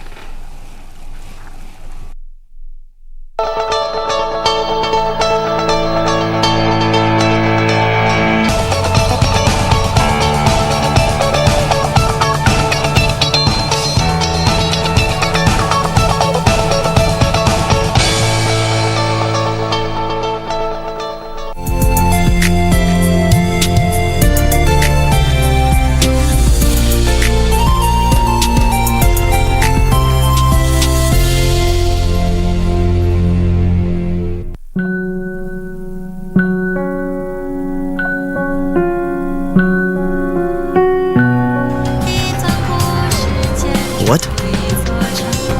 The new manager of the R&D sector is him?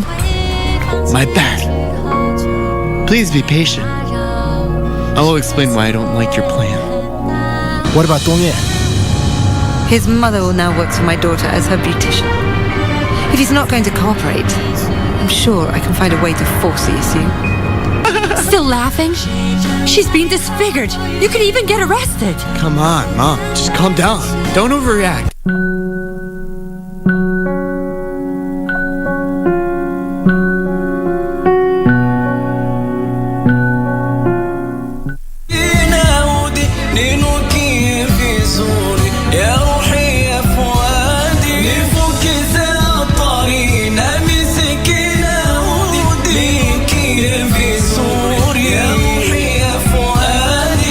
Tanguliza kwa kauli kullukum ra'in wa kullukum mas'ula an ra'iyatihi, yani kila mmoja ni mchunga na kila mmoja ataulizwa kuhusiana na kile ambacho amekichunga. Tutaleaje watoto wetu? Je, tuwalea vipi watoto wetu? Je, watoto wetu wana maadili, ama je watoto wetu wana adabu, ama watoto wetu wana tarbia nzuri?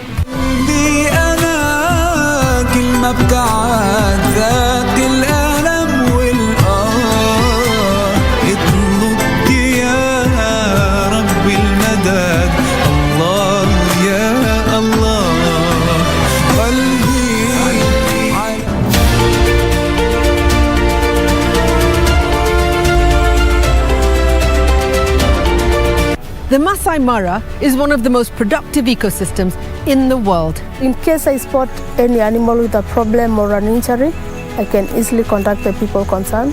In Masai communities, women stay at home, but one woman, Lucy Rotican, has decided to defy these expectations. It was hard, but I was trying, like I should prove them I'll do it, but it took time before they accepted me in the field. The presence of these animals makes the Masai Mara one of the most popular tourism destinations in Africa. This is Wildlife Warriors, and I'm Paula Kahumbu.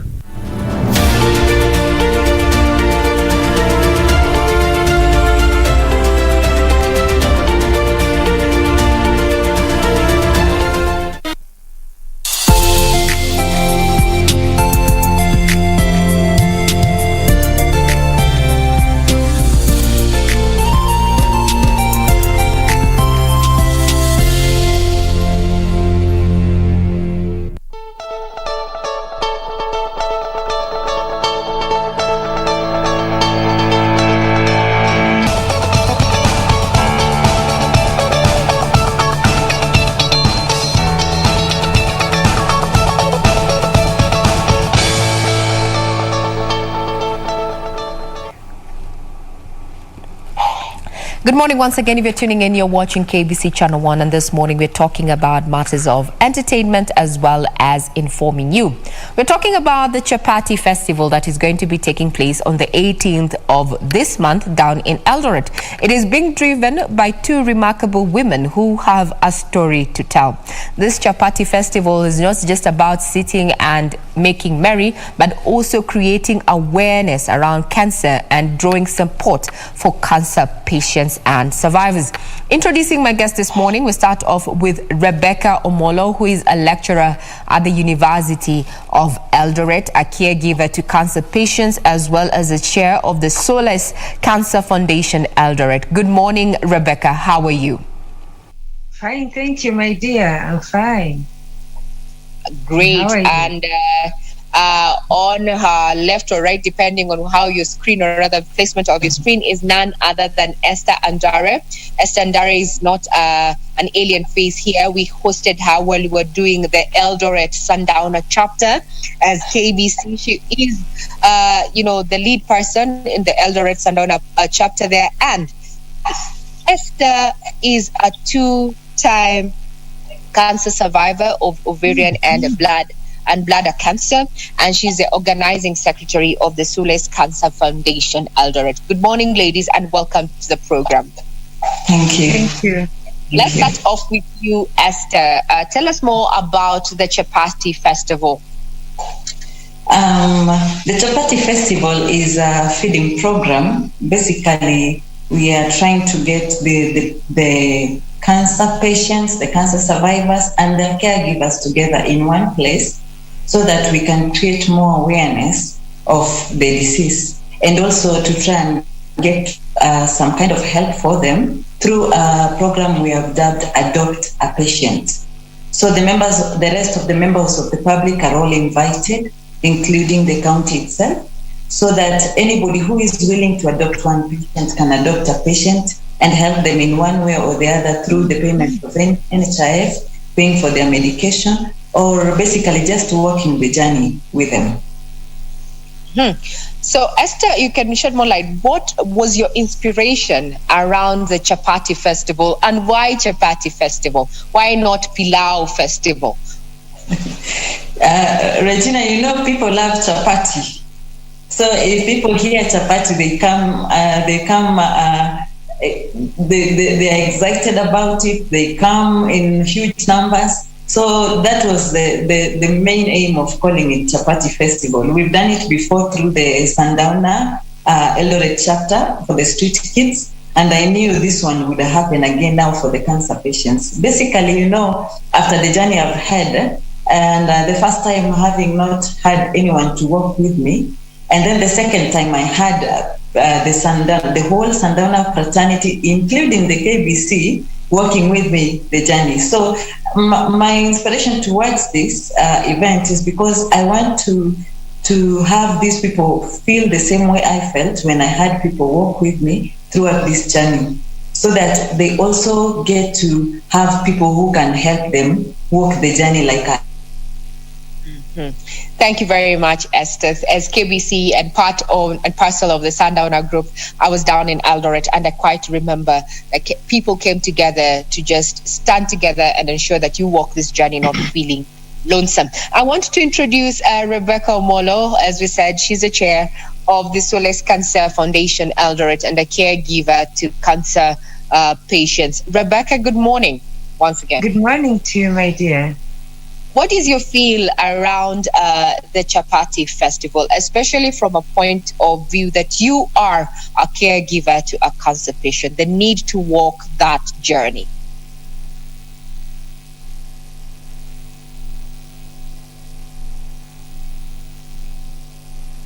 I think, Chapati Festival would do so well for a caregiver, and because it is the only festival or the only organization that we have brought together different caregivers.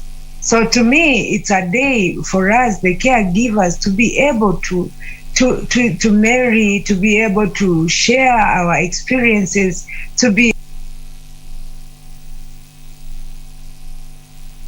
able and so it is a day for the caregivers to just marry around with the cancer patients. Hello. And you see, please proceed. Yes, when you talk about the caregivers, necessarily all of us, since to me cancer has become in fact a national disaster.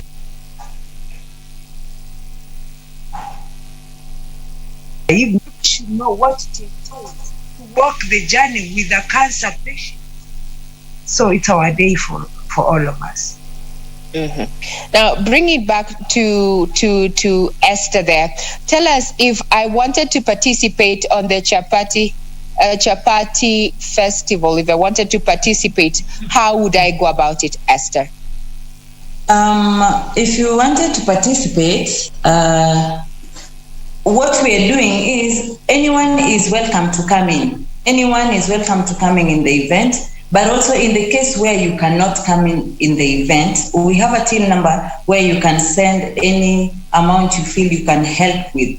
But basically what we are trying to drive in is that we want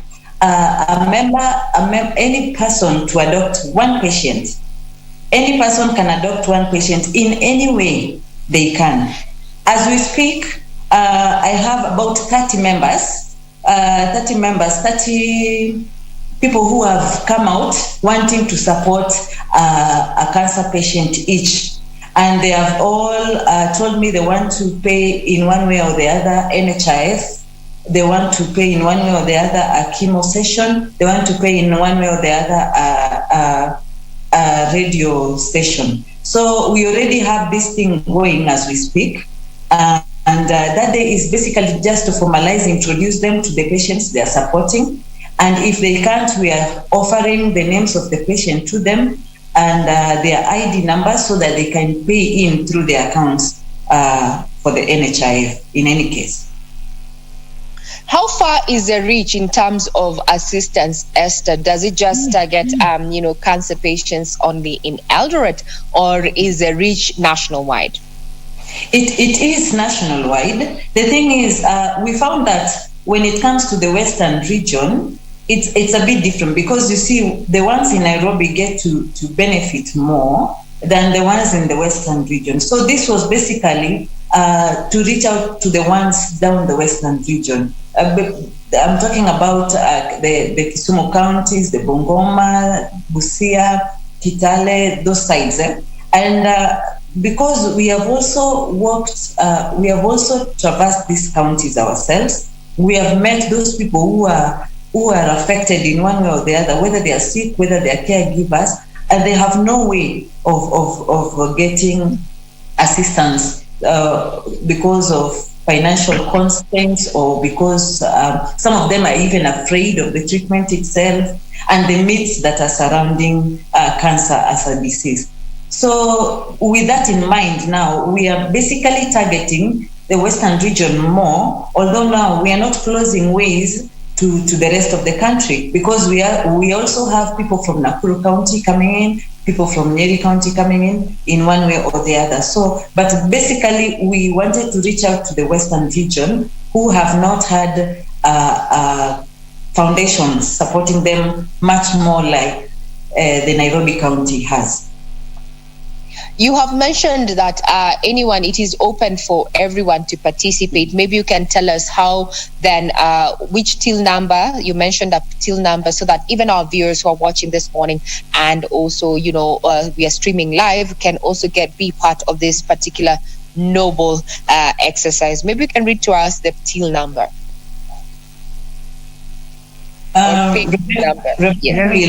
We'll talk more about the till number and how to channel in the funds. Mm-hmm.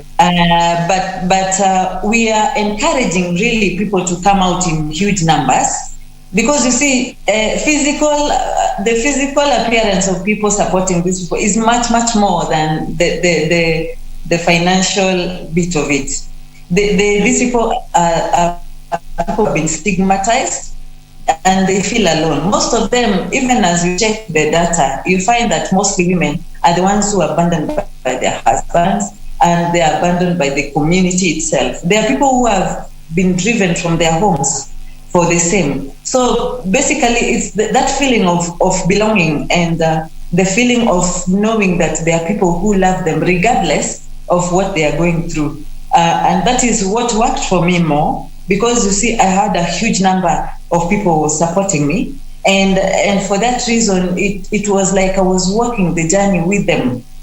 And because I didn't feel so much like I was alone, it was much easier for me to go for my sessions, to accept treatment.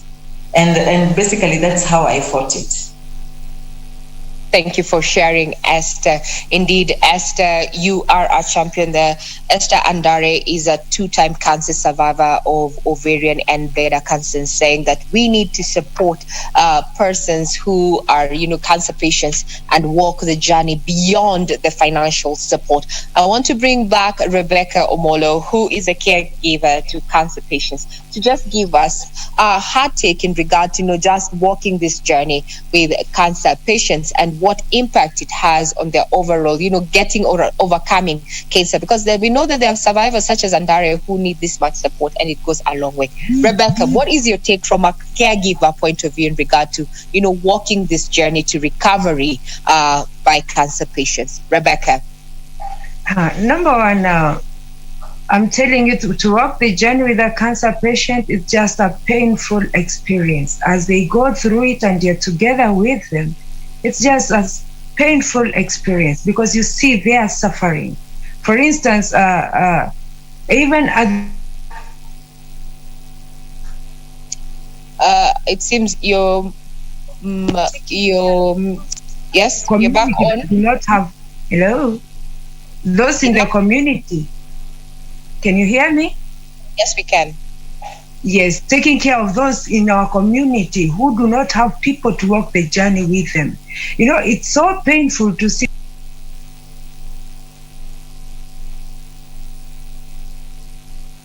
any assistance. So it is so traumatizing. For instance, getting a patient deep down the village with an open wound, and just this person waits to die.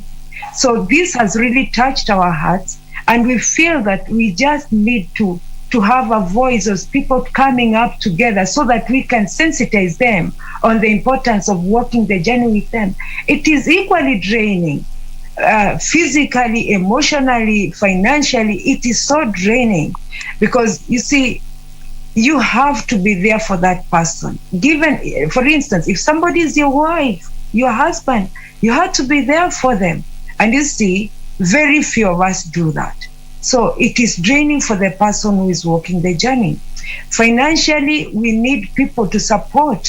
Sometimes we lack that support. As cancer patients, they lack the support. And that's why we are coming together as Solace Cancer Foundation, so that we can mobilize people to know that cancer is a national disaster, and cancer needs you and me to even pay NHIF, to assist somebody with NHIF, to give somebody food when they are down, to give them even a fruit when they are down. So it is just a very heavy burden to the few who are walking the journey with the cancer patients. And yet I know in our country, we can really do it. Just imagine, even in the Chapati Festival, if we had maybe the leadership in the county, even outside the county, coming to adopt one patient each, I'm telling you, it will have eased the burden of the family going through it. Thank you very much, Rebecca there. Before I release you, Esther and Rebecca there, I would want to give an opportunity to you, Esther, to just tell her exactly where this Chapati Festival is going to be happening and how we can reach, or rather our viewers can reach, the Solace Cancer Foundation Eldoret Center there, to just get more details as to how to participate in this noble feat there. Esther. Well, the venue of the Chapati Festival is at TAC Center. TAC Center is behind Zion Mall, which is the ground used by Central Primary School in Eldoret. And it's on the 18th of this month, this coming Saturday, from 9 a.m. up to 5 p.m. Majorly what we are doing is the feeding program goes on, and then there'll be games where any member of the public will be required to pick a patient and play the games with, basically outdoor games. And then there'll be a bit of dances, there'll be a bit of testimonies from the cancer patients, some of the survivors themselves. There'll be free screening on that day from some of the hospitals in Eldoret, especially Eldoret Oncology providing the same. There'll be screening of other types of diseases with Christopher Clinic coming in for the ENT screening. We have Real Hospital also coming in for general screening. We have Mediheal coming in for general screening as well. But basically what we are aiming at is the free screening for cancer, for cancer, whereby anybody is welcome to come and screen for breast cancer, for prostate, for all kinds of cancers. There'll be those services available on this day. So we are encouraging everybody to come in any way they can, even if not for the patients or the survivors, just for themselves, for the part of the free screening. It's a good way to take advantage of the service provided that is free, which otherwise would be charged for if you went to the hospital. Mm-hmm. And a closing remark, especially now to a person who has maybe been diagnosed with cancer, someone who is already going through the treatment, the chemo, the radio, and all that. One encouraging word, given that you are a 2-time cancer survivor. I always tell people all the time that cancer is not a death sentence. It is not the end of life. It is just like having a cold, having a headache, which after some time, if you treat it in the proper ways, just goes away. And also how you accept it in the way that you embrace it is also different, because when I embraced it, I knew this is the second time I would have easily given up and said I cannot do it again. But you see, acceptance is more important in the beginning of healing than any other thing. So what I can just tell them is cancer is not the end of life. There's much, much more ahead. Even as you go through that treatment, you are not limited in any way in going about your daily activities. So it is the courage, it is the test of courage, it is the test of resilience, it is the test of basically anything about life. And the way you accept it, that is how you start healing. Thank you very much. That has been one of our guests this morning as we're talking about the Chapati Festival. That is Esther Andare, who is also an avid Sundowner KBC English Service listener there. She's even the chairperson of the Sundowner Eldoret chapter. And now she's coming in to just raise awareness about the Chapati Festival. That is a function, or rather a sensitization function that is going to be taking place on the 18th of December down in Eldoret to raise more awareness on matters cancer, and more so to help members of the public, adopt a cancer patient and ease their burden. You can pay for a month on NHIF, or shop for a day, or even pay for medication. This is also going to be an opportunity for you to get screening for cancer, all types of cancer, as well as general screening.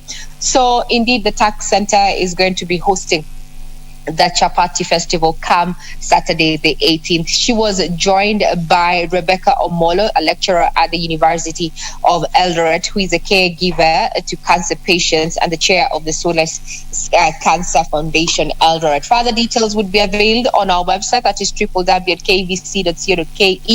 and also you can reach their page, Solace Cancer Foundation, to get further details. You're watching KBC Channel 1, and I'm Regina Manyara, and Thursday is the new Friday. We take a quick break. When we come back, it's all going to be about matters entertainment.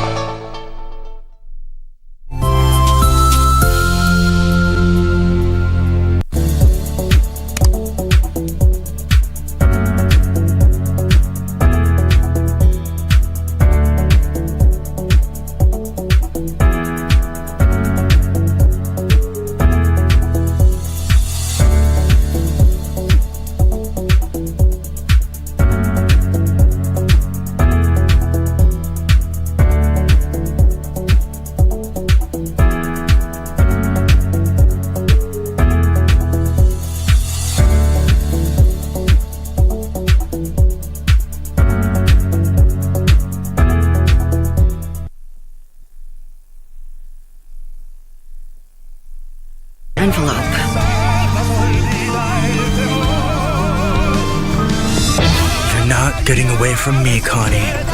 You are mine now. I ran into Bernardo Mendoza. Victoriana's nemesis? Yes. When...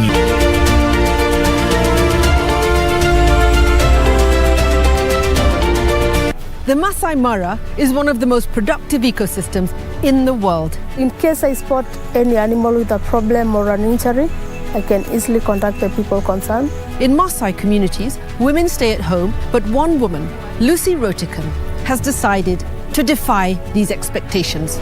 It was hard, although I was trying like I should prove them I'll do it, but it took time before they accepted me in the field.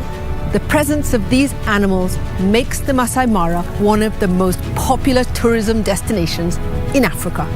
This is Wildlife Warriors, and I'm Paula Kohumbu.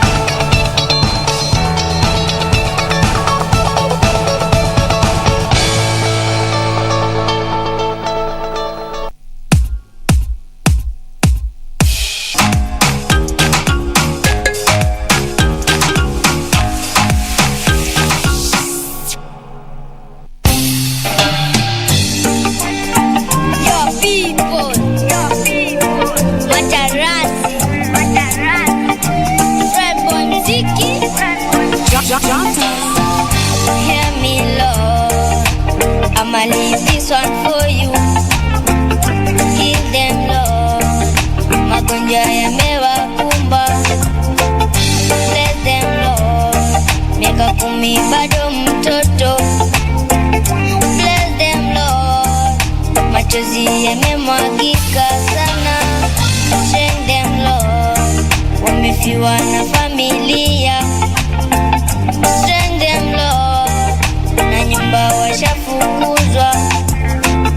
Lift them, Lord. Imani inapopungua. Lift them, Lord. Imani inapopungua. For you, for you, for you, for real, for you, for you, for you, for you, the Lord, for you.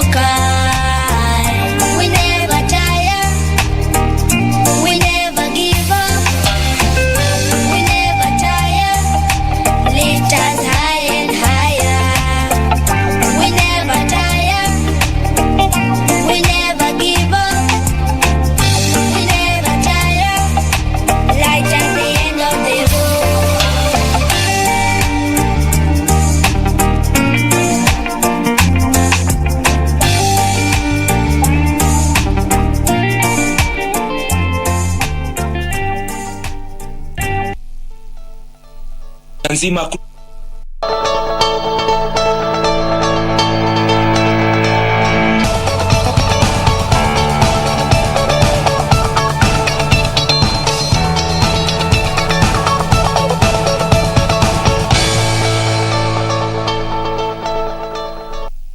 Program. This is still Good Morning Kenya. If you're just joining us, you're right in time for our last conversation this Thursday morning, and it's all about foods, from chapatis to foods right now, but we talk about organic, or if you may, indigenous foods. That is our center of conversation this morning on our lifestyle segment, and we just want to find out more about indigenous foods for healthy living. My guest in studio this morning will be helping us unpack all of this, what you need to know as a Kenyan, even as you get towards the festivity season. What kind of foods do you need to be eating in this time? That is what we want to talk about. And we'll start with the only lady in this panel.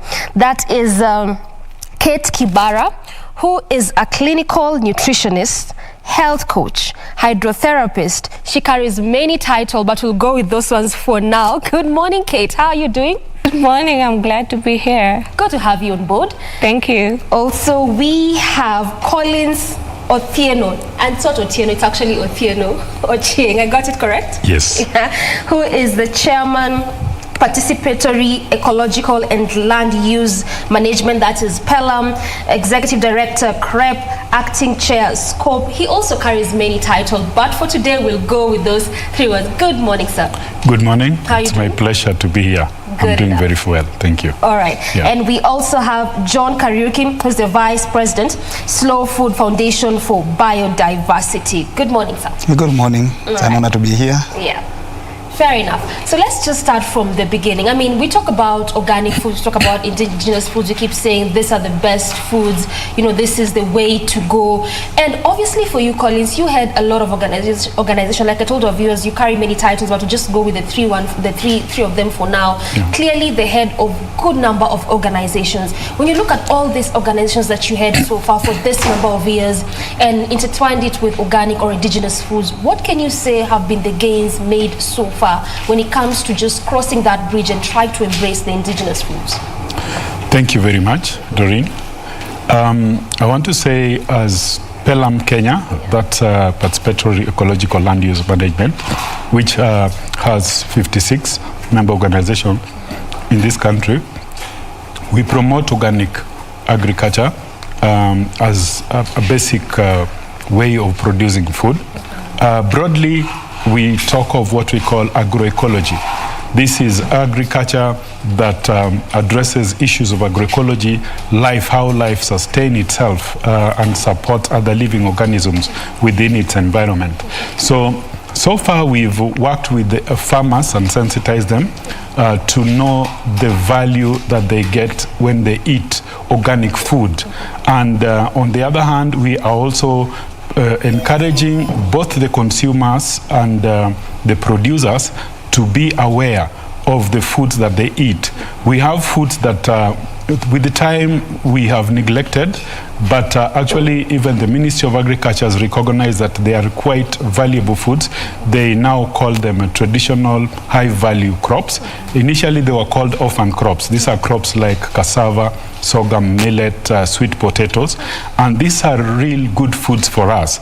And you find that the way we are raising our children, they are not eating these foods regularly, and they are missing out on a big issue. So this is what we are basically trying to do as a way of introducing this. All right. You say that they were initially called orphan. Yes. Why? Because, we neglected them as a society. We went to eating bread, butter, bacon, chapati. Of course, chapati is not that bad. But these are foods that, with the time, we as parents, actually, this has been our failure. We have neglected them. And with the time, we've realized that we are losing out in a big way. And based on this, we've started promoting them back so that we produce them.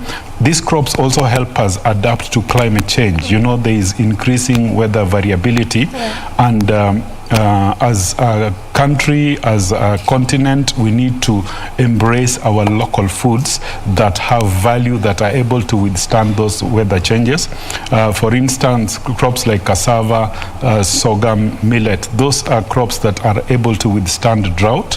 There are varieties that are early maturing and therefore are able to cushion us when we have our staple food like maize failing because of maybe rains have disappeared during the long rainy season. Yeah. So that is the essence of this, and this is why we now call them traditional highly valued foods. Okay, well said. And you've mentioned very important points when it comes to consumers, to producers, yes, as well as trying to embrace more of our local foods, because it looks like as where we stand, we are really taking in a lot of what we call the junk or even outside foods, as opposed to what we as Kenyans or even as Africans knew to be our traditional foods. But we'll come to that in a bit. John, let me just come to you. You are the VP Slow Food Foundation. Yes. Obviously, it was formed to try and ensure that we make strides when it comes to what Collins is saying, traditional foods or even organic or indigenous foods. But what has the progress been so far in this particular organization when it comes to the embrace of this organic foods?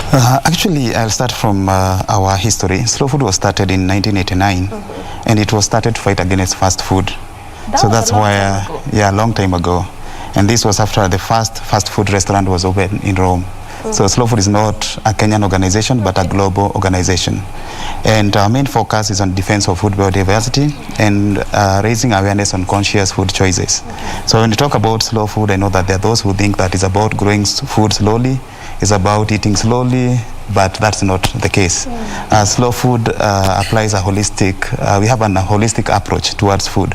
So we are looking at food from the farm to the fork, looking at all the processes that are there. But on the other side, we are trying a lot to encourage farmers and communities to go back to their traditional foods, because there are a lot of health benefits, as my colleague Colin said. So we have a philosophy that we call good, clean, and fair food. Good because we are entitled to good food. Clean because we want food that is free from agrochemicals, and fair because we want farmers to get a fair compensation for their work.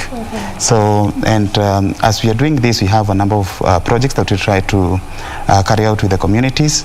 We have a project that goes into the direction of cataloging all the traditional foods that are disappearing, because we realize that we may be talking about traditional foods, but then nobody knows about them. So we are cataloging these products, ensuring that people know that these products are there, these indigenous foods are there, and to invite them to do something to save them. I know in Kenya is a very diverse country.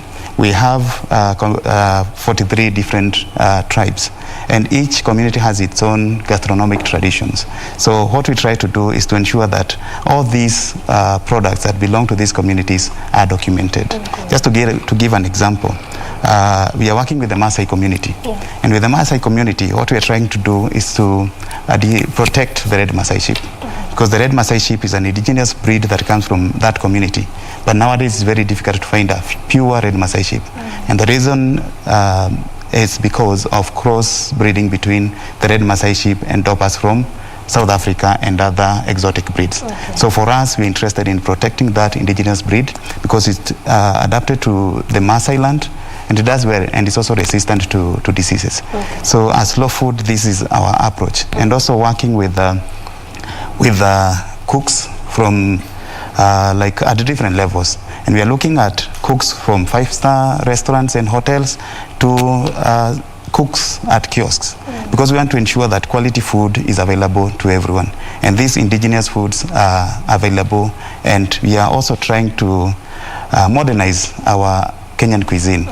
Because I know that if you look at a country like Italy, you have a lot of tourists who go to Italy to just taste their food. But when you come to Kenya, I don't think that we have like Kenyan restaurants outside. But Ethiopia as a country is also doing very well. So we have to find ways of ensuring that people are, we modernize our cuisine so we also attract young people. Makes a lot of sense. You talked about, the local communities, whereby obviously every community in this country, there's what they are accustomed to. There's the food that just describes that community.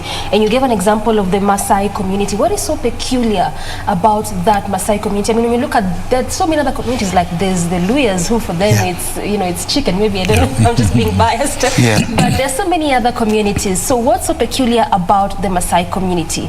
We want to take a very quick break. When you return, you'll be telling us at least about that, even as you continue to understand more about these indigenous foods and why Kenyans need to embrace these kinds of foods. Time for that break. When you return, plenty more of this conversation. Stay with us.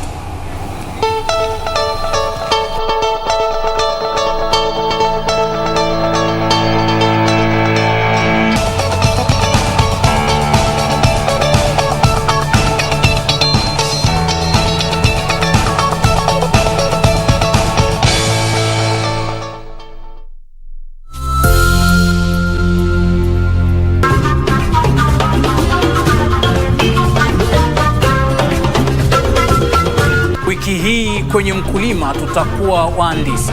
Na saa zingine unakuwa na matunda mengi.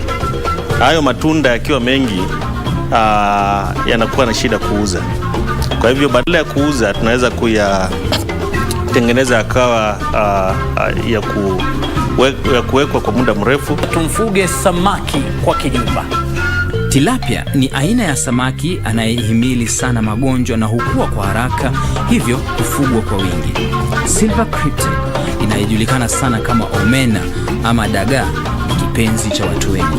Basi ungana nasi Jumapili saa 9:30 hapa KBC Channel 1 kwa mseto kamili wa kilimo.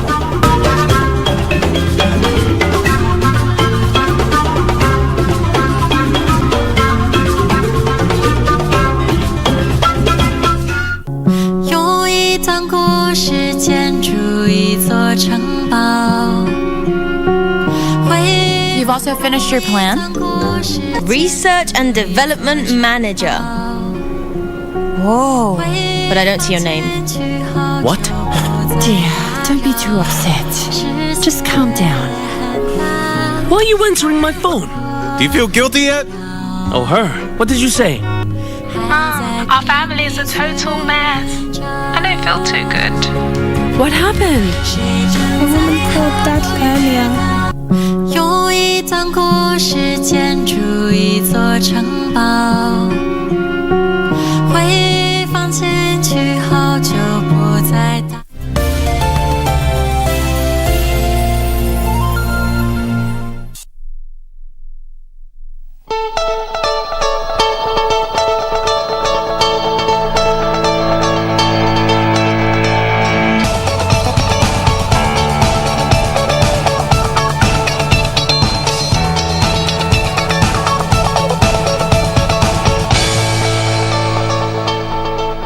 Welcome back to the program. We continue with our conversation on indigenous, or if you may, organic foods. Now, before you went on break, John, before I come to Kate, we're talking about the communities, and we just wanted to know what is so peculiar or different about the Maasai community.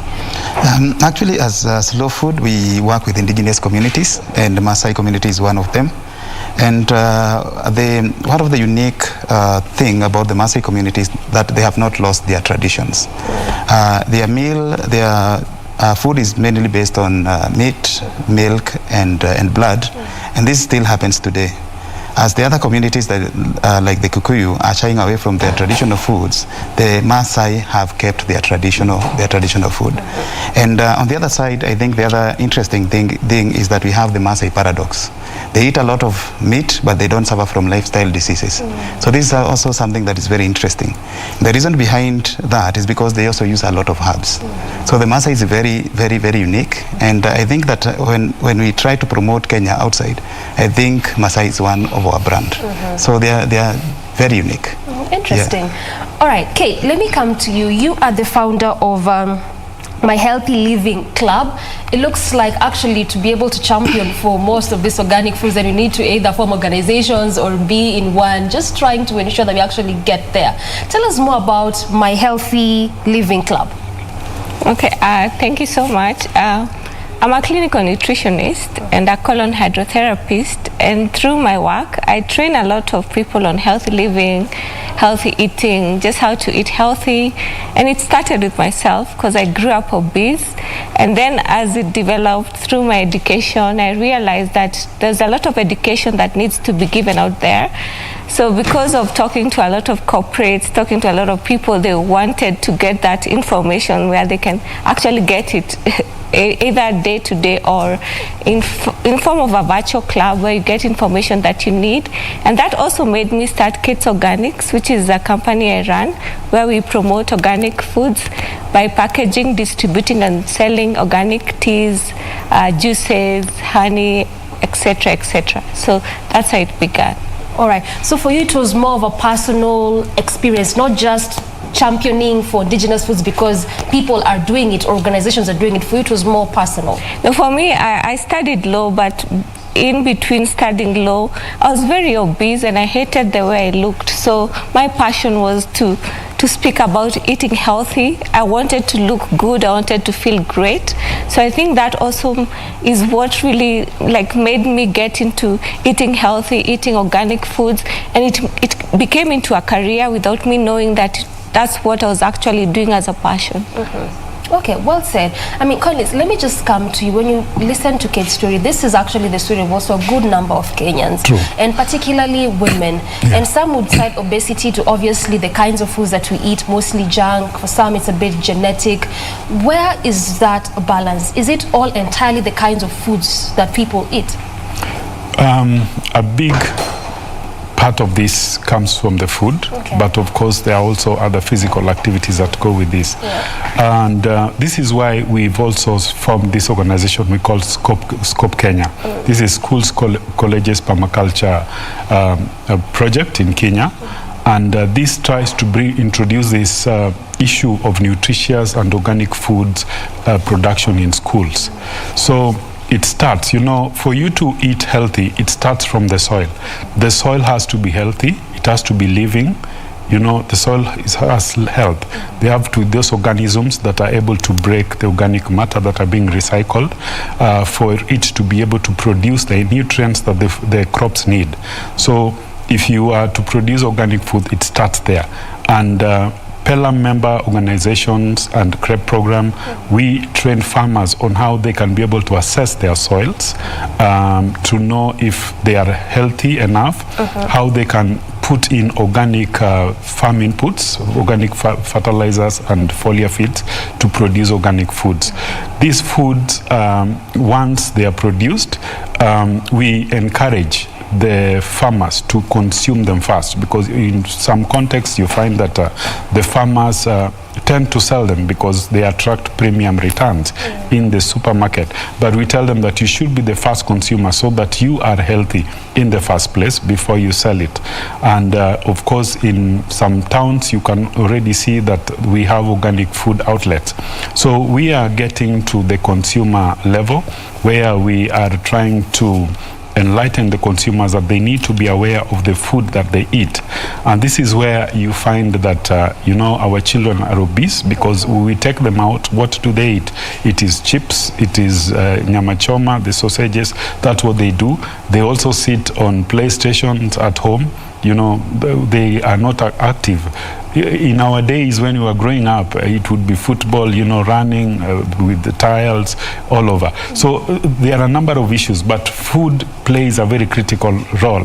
One of the things that I'm sure Kate will be talking about is currently we have an upsurge of lifestyle diseases like cancer, diabetes, and this is coming as a result of the foods that we are eating.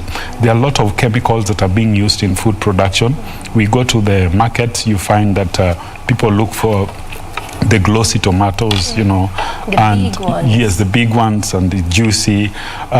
Some of these are preserved with chemicals, and these chemicals have an impact on our health. So this is why we are trying to encourage consumers to be aware. And they will not act unless they form consumer organizations that can be able to monitor how food is produced at different places and give them information. if you go to the West, in Europe, there are very strong consumer organizations that advise people. They say, don't buy vegetables that are produced in this particular place because they use a lot of chemicals. And consumers don't touch until they meet the threshold that those consumer organizations are setting up. So there is a lot that is going into this, but food is quite critical. You know, cancer, it was being talked about in the previous session, and the upsurge of cancer in this country is now quite a telling story, and we need to find out. In Europe, it has been confirmed that some of the chemicals that are being used in production of food or management of the farms are leading to cancer. So our country also needs to do something about this. Check. There are chemicals that have been outlawed by this in this country by the Poisons and Licensing Board, but they find their way into the market through our porous borders. Farmers use them and just to produce, and this is really impacting on our health.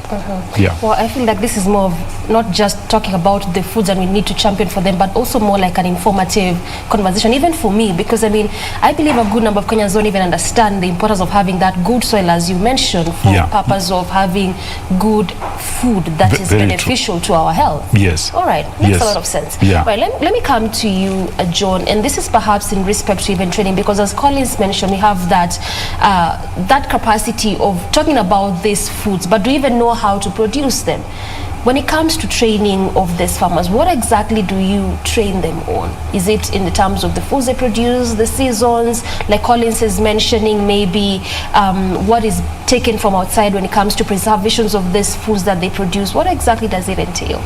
Actually, it entails like our trainings start from the seed, because without seed you cannot produce food. And we have a very big challenge when it comes to seeds, because most of our seeds are commercial. So we start from the seeds, how to produce their own seed, save their own seed, and then reproduce their seeds at their farms. And then we also train them on how to produce these different indigenous crops. And actually we get a lot of information from the communities, because I think that these are the biggest scientists.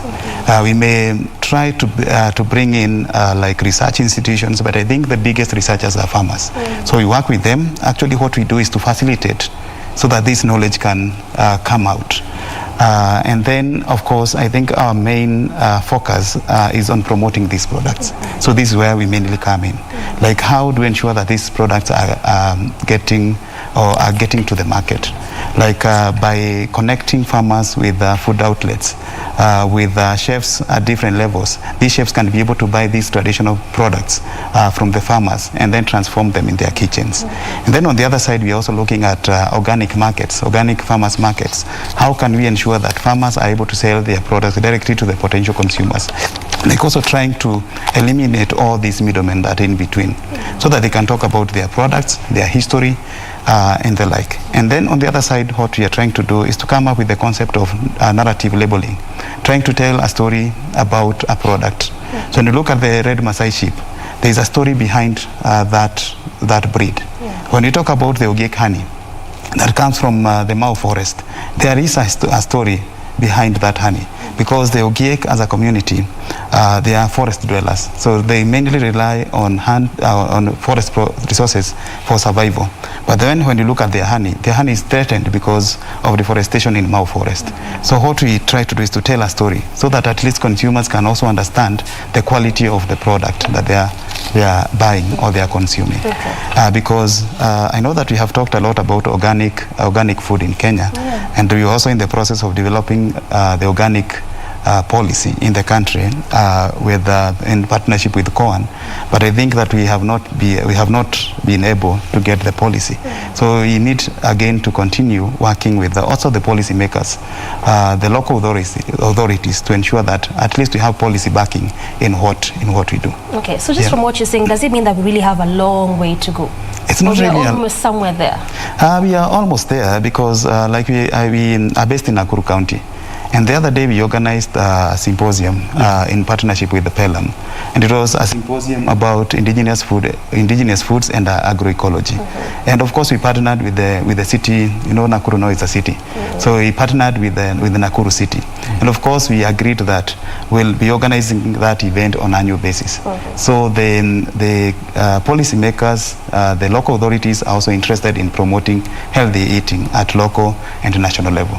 So we are not very far from there. All right, fair we enough. just need to continue working together with farmers and other like-minded organizations. All right.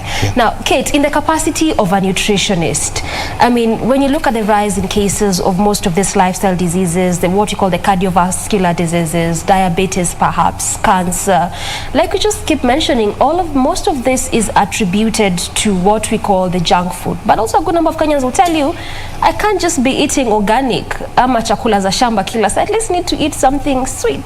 What is your take on that, and what has been your experience even as you go about, perhaps talking to Kenyans or even training Kenyans in the various organizations or clubs that you hold? Thank you for that. I think when you look at what you're eating, we always talk about what you eat. Honestly, what you put on your table is what determines your health. Are you healthy? Are you not healthy? And in this day and age, we need to eat poison-free food.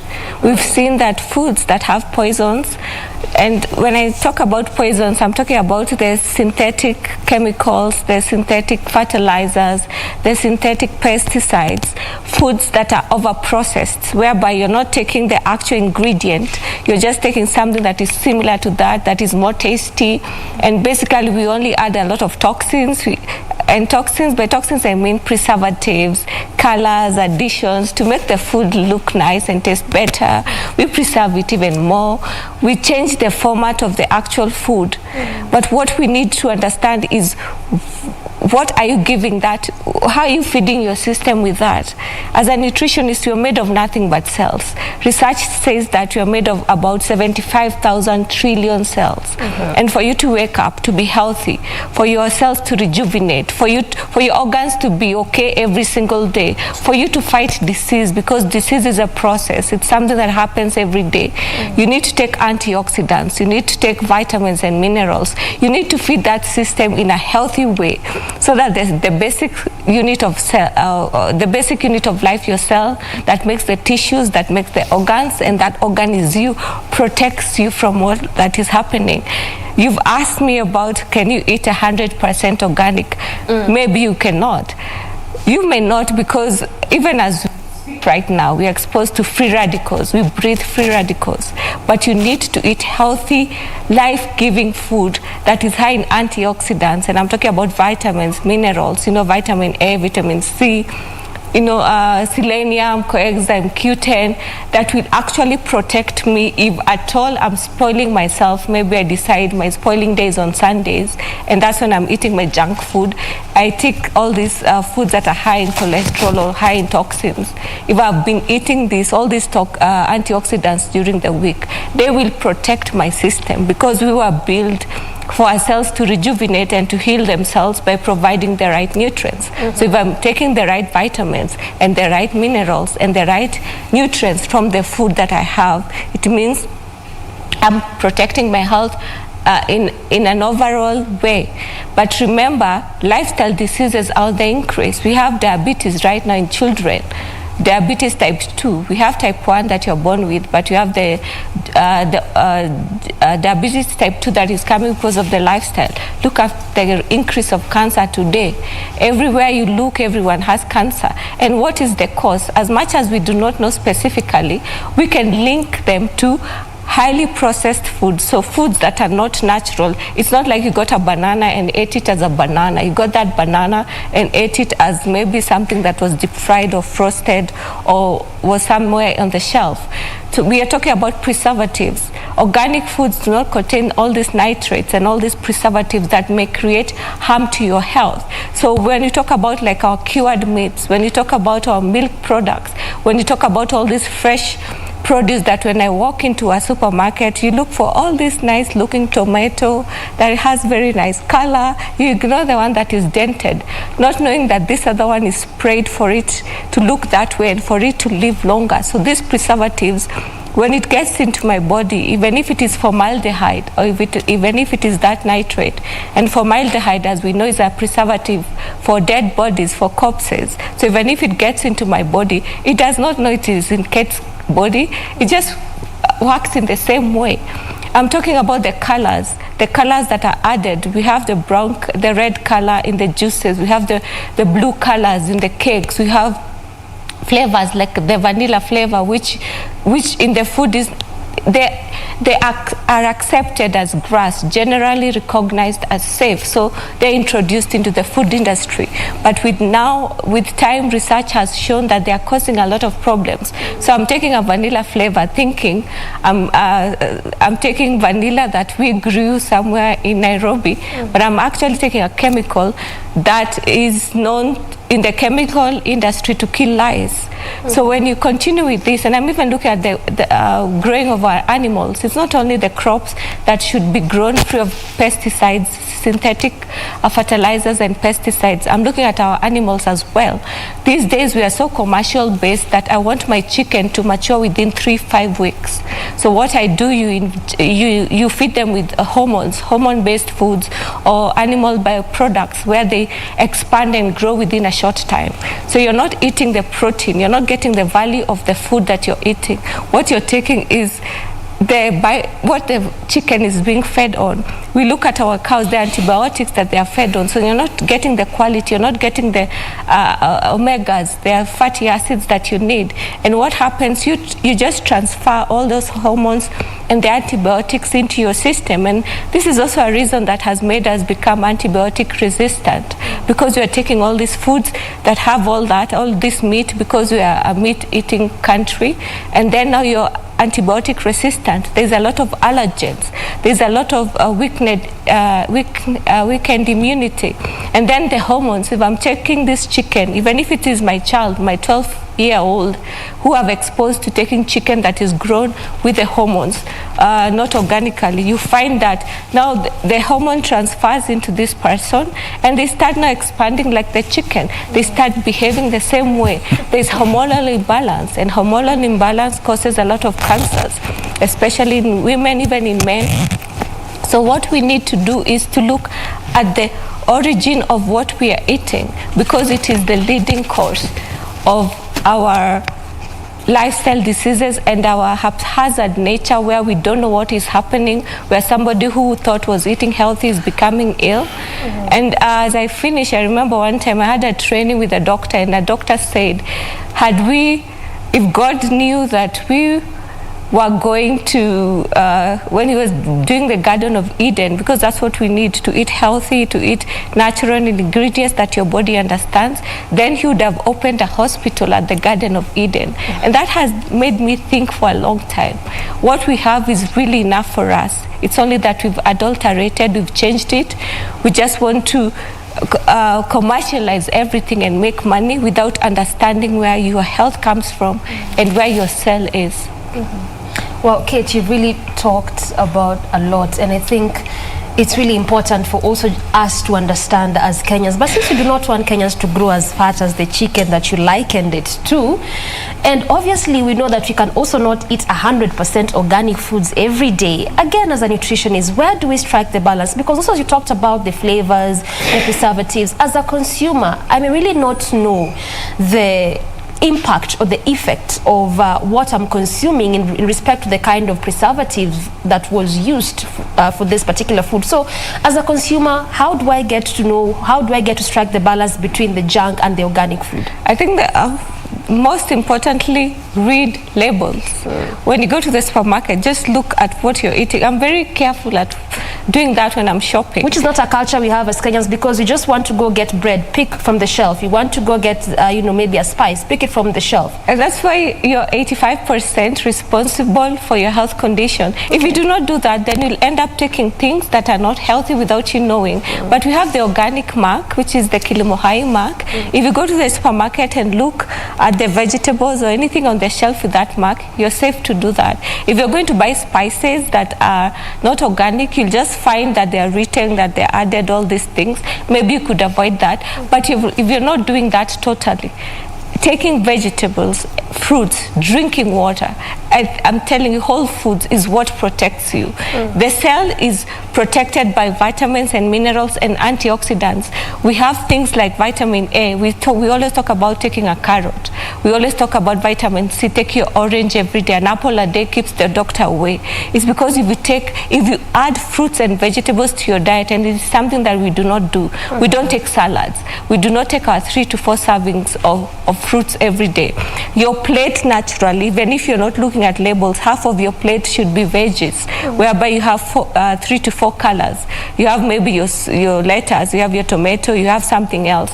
And all these colors represent a nutrient. And those nutrients, not only are they the antioxidants that counteract the free radical from your system, so your body is healing and getting the nutrients as it eats, it also has the phytochemicals. If you're taking garlic in your food, you're maybe making meat that has a lot of cholesterol. For example, there's allicin. Allicin will help in reducing that from the garlic that you'll add that. Allicin is also anti-cancer. You've added tomatoes to that food. Tomatoes contain lycopene. Lycopene is also anti-cancer. So you're preventing that as you're eating because of the phytochemicals or the natural food property that protects us and builds our health. You have things like the cruciferous vegetables that are also anti-cancer. You have things like the sweet potatoes. If you go to a traditional foods that contain plant-based estrogens, so you're not there getting the hormonal imbalance, you're there protecting your cells. You have things like the green leafy veggies that are high in iron, that are high in magnesium, that actually protects you. You're taking juices like the herbal juices, like maybe nettle, the green ones, wheatgrass, which contains megahertz that actually fight all these things that you're eating every day without knowing. So the solution is, as much as you're not going to read these labels, but my number one advice is that read what you're buying, know what you're eating, know what is on your plate. But if it's not going to happen, add your portions of fruits and veggies every day. Ensure that you're drinking enough water. Exercise, all those things that you're told all the time. Healthy living is step by step, not just bringing everything in. Reduce your intake of highly processed food. If you're taking a lot of fried foods, reduce that. If you're taking a lot of junk food, reduce that. All right. And make a balance, and there'll actually be a change in your health. Makes a lot of sense. Healthy living is step by step. Try to strike a balance. That is what Kate is saying. I mean, Collins, Kate is speaking with a lot of passion. True. Trying to enlighten Kenyans. Exactly. Do you feel that is the gap that you're having towards, embracing completely, if I can mention, organic foods, the consumer, producer, creation of awareness, and what can we do, even just as common Kenyans? Thank you. Actually, that is the big gap. And what we can do first and foremost is you as an individual, actually you can produce some of the food that you consume. Whether you are in Nairobi here, we have urban agriculture that you just need a sack and you can grow your vegetables. 2-3 sacks. So that means you don't need to be in Ushago to be eating healthy. Yes, you can produce your food. You need 3 sacks, and actually if you're a family of about 4, you'd have enough vegetables that you would be sure of how they've been produced. And it's not difficult. We have organizations under Pelham that can be able to support you if you want to do that. You can use old basins to produce some of these foods around your area. So that's critical. We can do something as individuals towards this. 2, we need to know where our food comes from. And this we can do if we form consumer groups that are able to help us trace the sources of our food, so that the labeling she's talking about, even when you get to the supermarket or whichever market, you can, this is tomato which has been produced in Makueni by this particular group. This orange is from this Mombasa, from this particular group, and there is a group that monitors how this is being produced. In such a way, we are being responsible for our health, taking that action that is needed. And 3, we need to lobby for enactment of policies, because without policies, there are not going to be resources to support some of this. This is why we need to really push our government. This is what John was talking about earlier? Yes, both at the county and the national level. Of course, it should start at the national level so that we have organic agriculture policies. And the government should take deliberate action to address this. If you see the cost of healthcare currently on diseases like cancer, it's overwhelmed us. You know, the NHIF, the insurance that majority of Kenyans can be able to afford, can hardly support the patients. And we have already outweighed the current health system. So we need to take deliberate actions to, push the government. Right now, we have people who are campaigning, our candidates at different levels, presidential. They need to be talking to us on what they are going to do about our food, about the healthcare. If they are not talking about some of these things, then we need to know that we have the wrong candidates. Now you're taking it a bit political, but does that, wouldn't that mean that now it's a way of capturing Kenyans, just sort of like wooing Kenyans? You see, it is not just talking about it. They have to explain how. Because without that, then we cannot realize some of these gains. So if they are going to help us address some of these issues, then we know that we are going to be safe health-wise. When you are consuming organic food, we are talking about our environment being healthy. We don't have a lot of chemicals that are being sprayed in the farms, which gets to our water we consume and affects our bodies. We are talking about our health as individuals. Actually, organic foods have natural taste, the way Kate has explained, and they have the nutrients that we desire. So it's not that they are not tasty. If I give you sweet potatoes from Kabondo, where we work in South Nyanza, you'd find that it's very tasty, and it's the potato that the Queen Elizabeth eats. She does not eat any other potato. It has to come from that place, and it is organic. So it is very tasty, it is nutritious, and this is what we need to do. So we need to take action as individuals, as civic society organizations, as consumers. And the consumers can dictate. If they insist on labeling of every food, then you will find that people will be labeling and explaining what is used. What Kate is saying, before you pick any food, can you read, is it a genetically modified food? Is it organic food? How has it been produced? Then with that, you'll find that even the producers are going to be conscious and they're going to be responsive to the needs of the consumer. In such a way, you'd find that we would be moving together. All right, and I think that's why we have you here. Just also for Kenyans to understand. Let me speak about Kenyans because, we are Kenyans. True. So speaking about our context, to understand the power that we as consumers, we have. Because, we can have on-end conversations about we need to eat organic foods. It's important for us. But do you know your power as a Kenyan, as a consumer, that you can actually fight for? I want proper labeling, like for instance the way you mentioned of these foods, for me to know what exactly I'm talking about, because I can talk about I want to strike a balance, but I don't even know what I'm buying sometimes. And just to give an example, here in Nairobi we have organizations, like one organization, a member of Pelham Kenya, CSHEP. They work with particular farmers who produce organic foods, and they've identified consumers who are interested in this. So that food comes from the farmer directly to you. You can say, I'll be needing 2 baskets of this assorted foods, and it is brought to you. So this is something if Kenyans can embrace and say, give a shout that we need organic foods. Who can help us get organic foods that are certified and they monitor?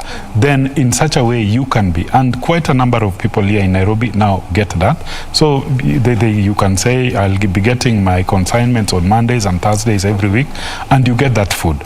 You are taking responsibility. The other bits, as I said earlier, you can produce in your backyard. All right, John, let me come to you, and this is about farmer compensation, because we can talk about consumers, but we heavily rely on farmers and what they produce for us, especially as Kenyans. But do you feel, or do you think enough is being done for farmers when it comes to their payments, their reimbursements, or even compensations over what they do? And perhaps if not, what needs to be done? Is it also a question of policies, the way you're talking about earlier? Yeah, I don't think that farmers are getting a fair compensation for what they are doing. Okay. And of course, I think that we have to remember that small-scale farmers produce over 80% of the food that we eat. Yeah. But then when you look at the living standards of our farmers, they are always considered poor kings. And they are considered poor kings because, you know, they produce a lot of food, but then they remain poor. And this is because of the prices that they get, especially the farm gate prices, and the different players in the food value chain. So we have like so many middlemen. For example, looking at Molo as a potato producing area. So we produce a lot of potatoes, but then when you look at the middlemen that are in between the small scale farmers and the food outlets or the end consumers, there are so many. So at the end, those who benefit a lot are the middlemen. So I don't think that the farmers, not the main person, but I think that we need policies that favor farmers or support farmers, so that at least they do the hardest work. But then why should they be earning peanuts for what they are doing?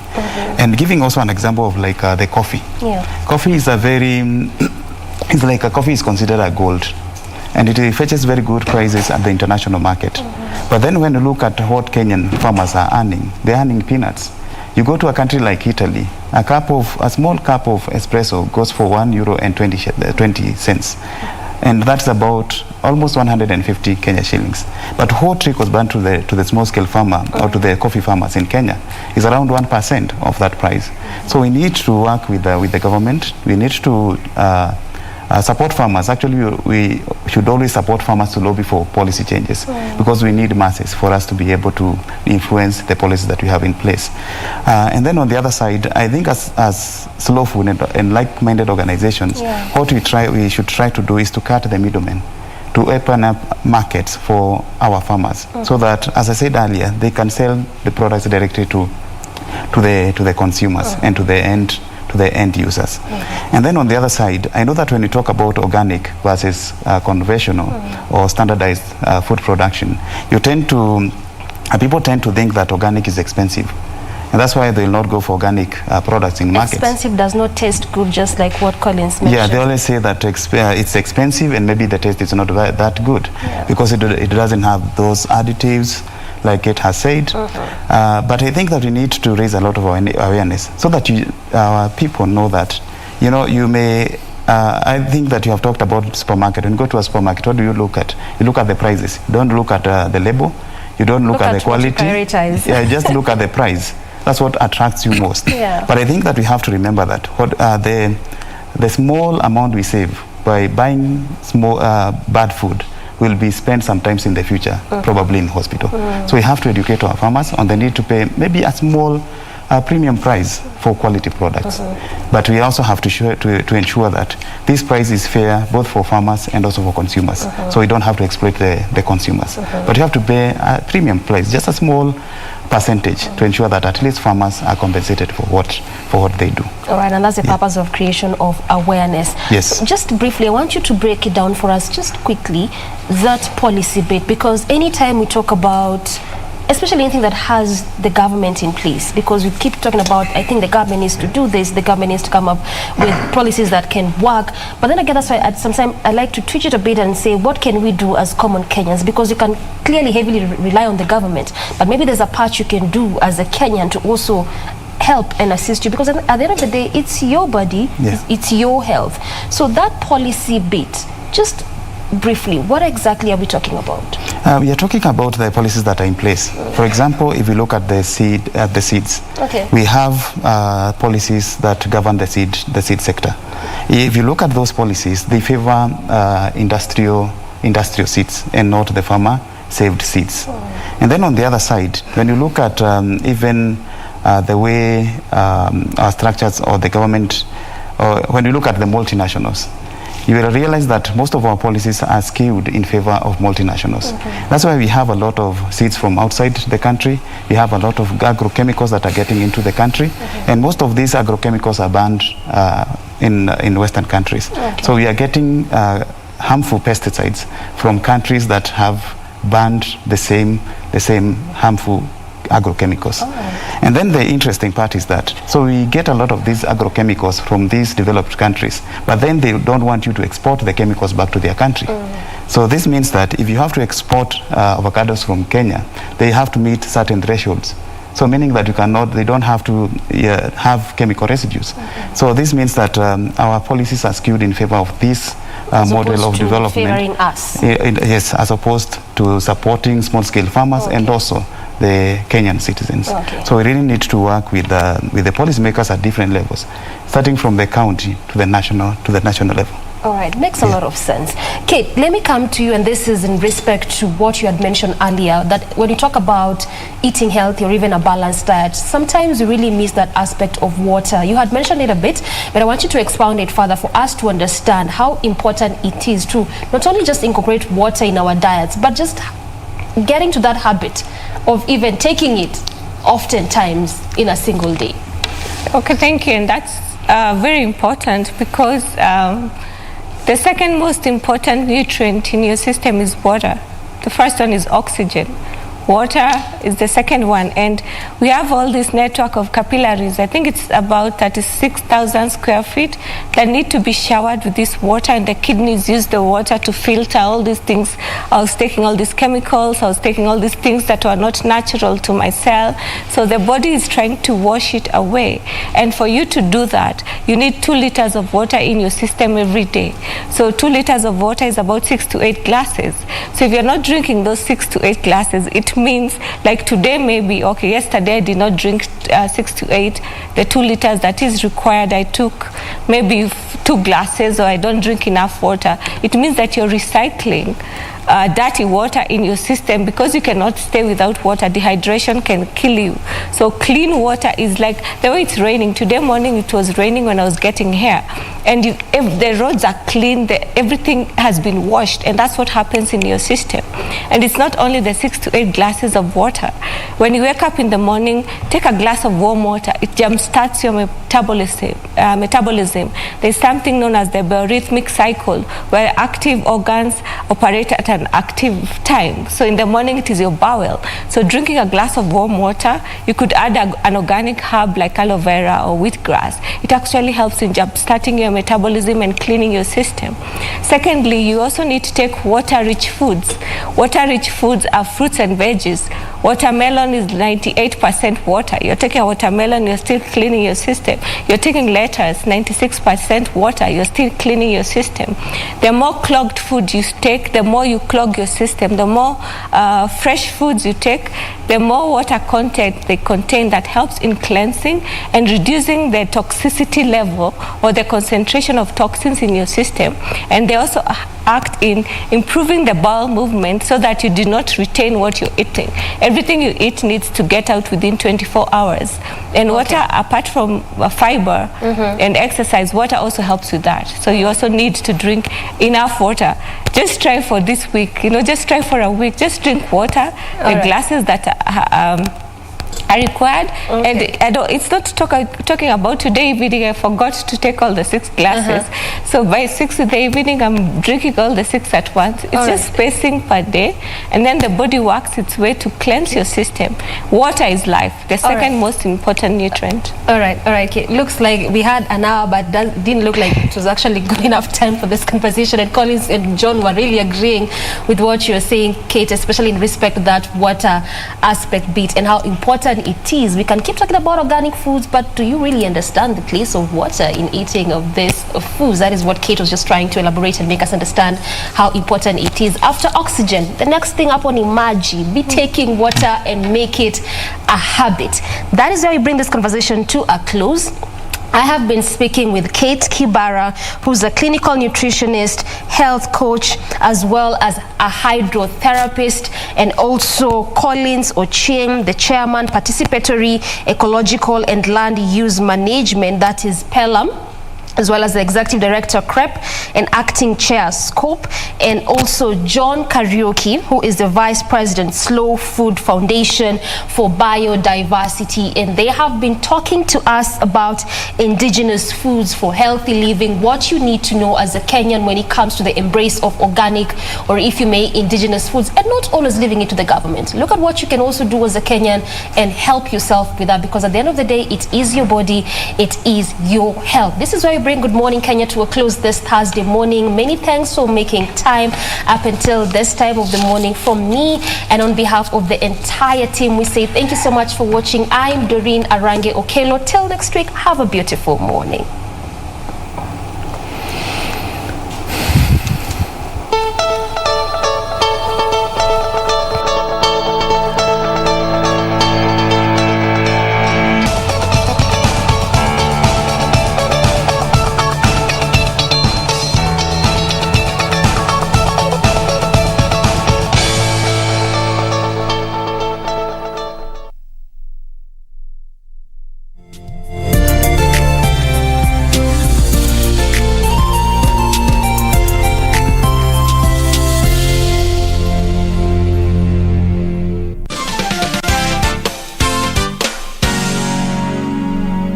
Our spotlight on art leads us to the heart of Kibra, where an organization that handles art in all dimensions stands.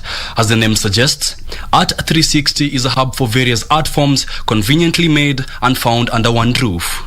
Art 360, as its name comes from the mouth, it is art at all angles. So it is a space where we recycle, we create different techniques, and with the aim to take creativity to the next level, especially in Kibera, because we don't have such spaces at home to express and grow.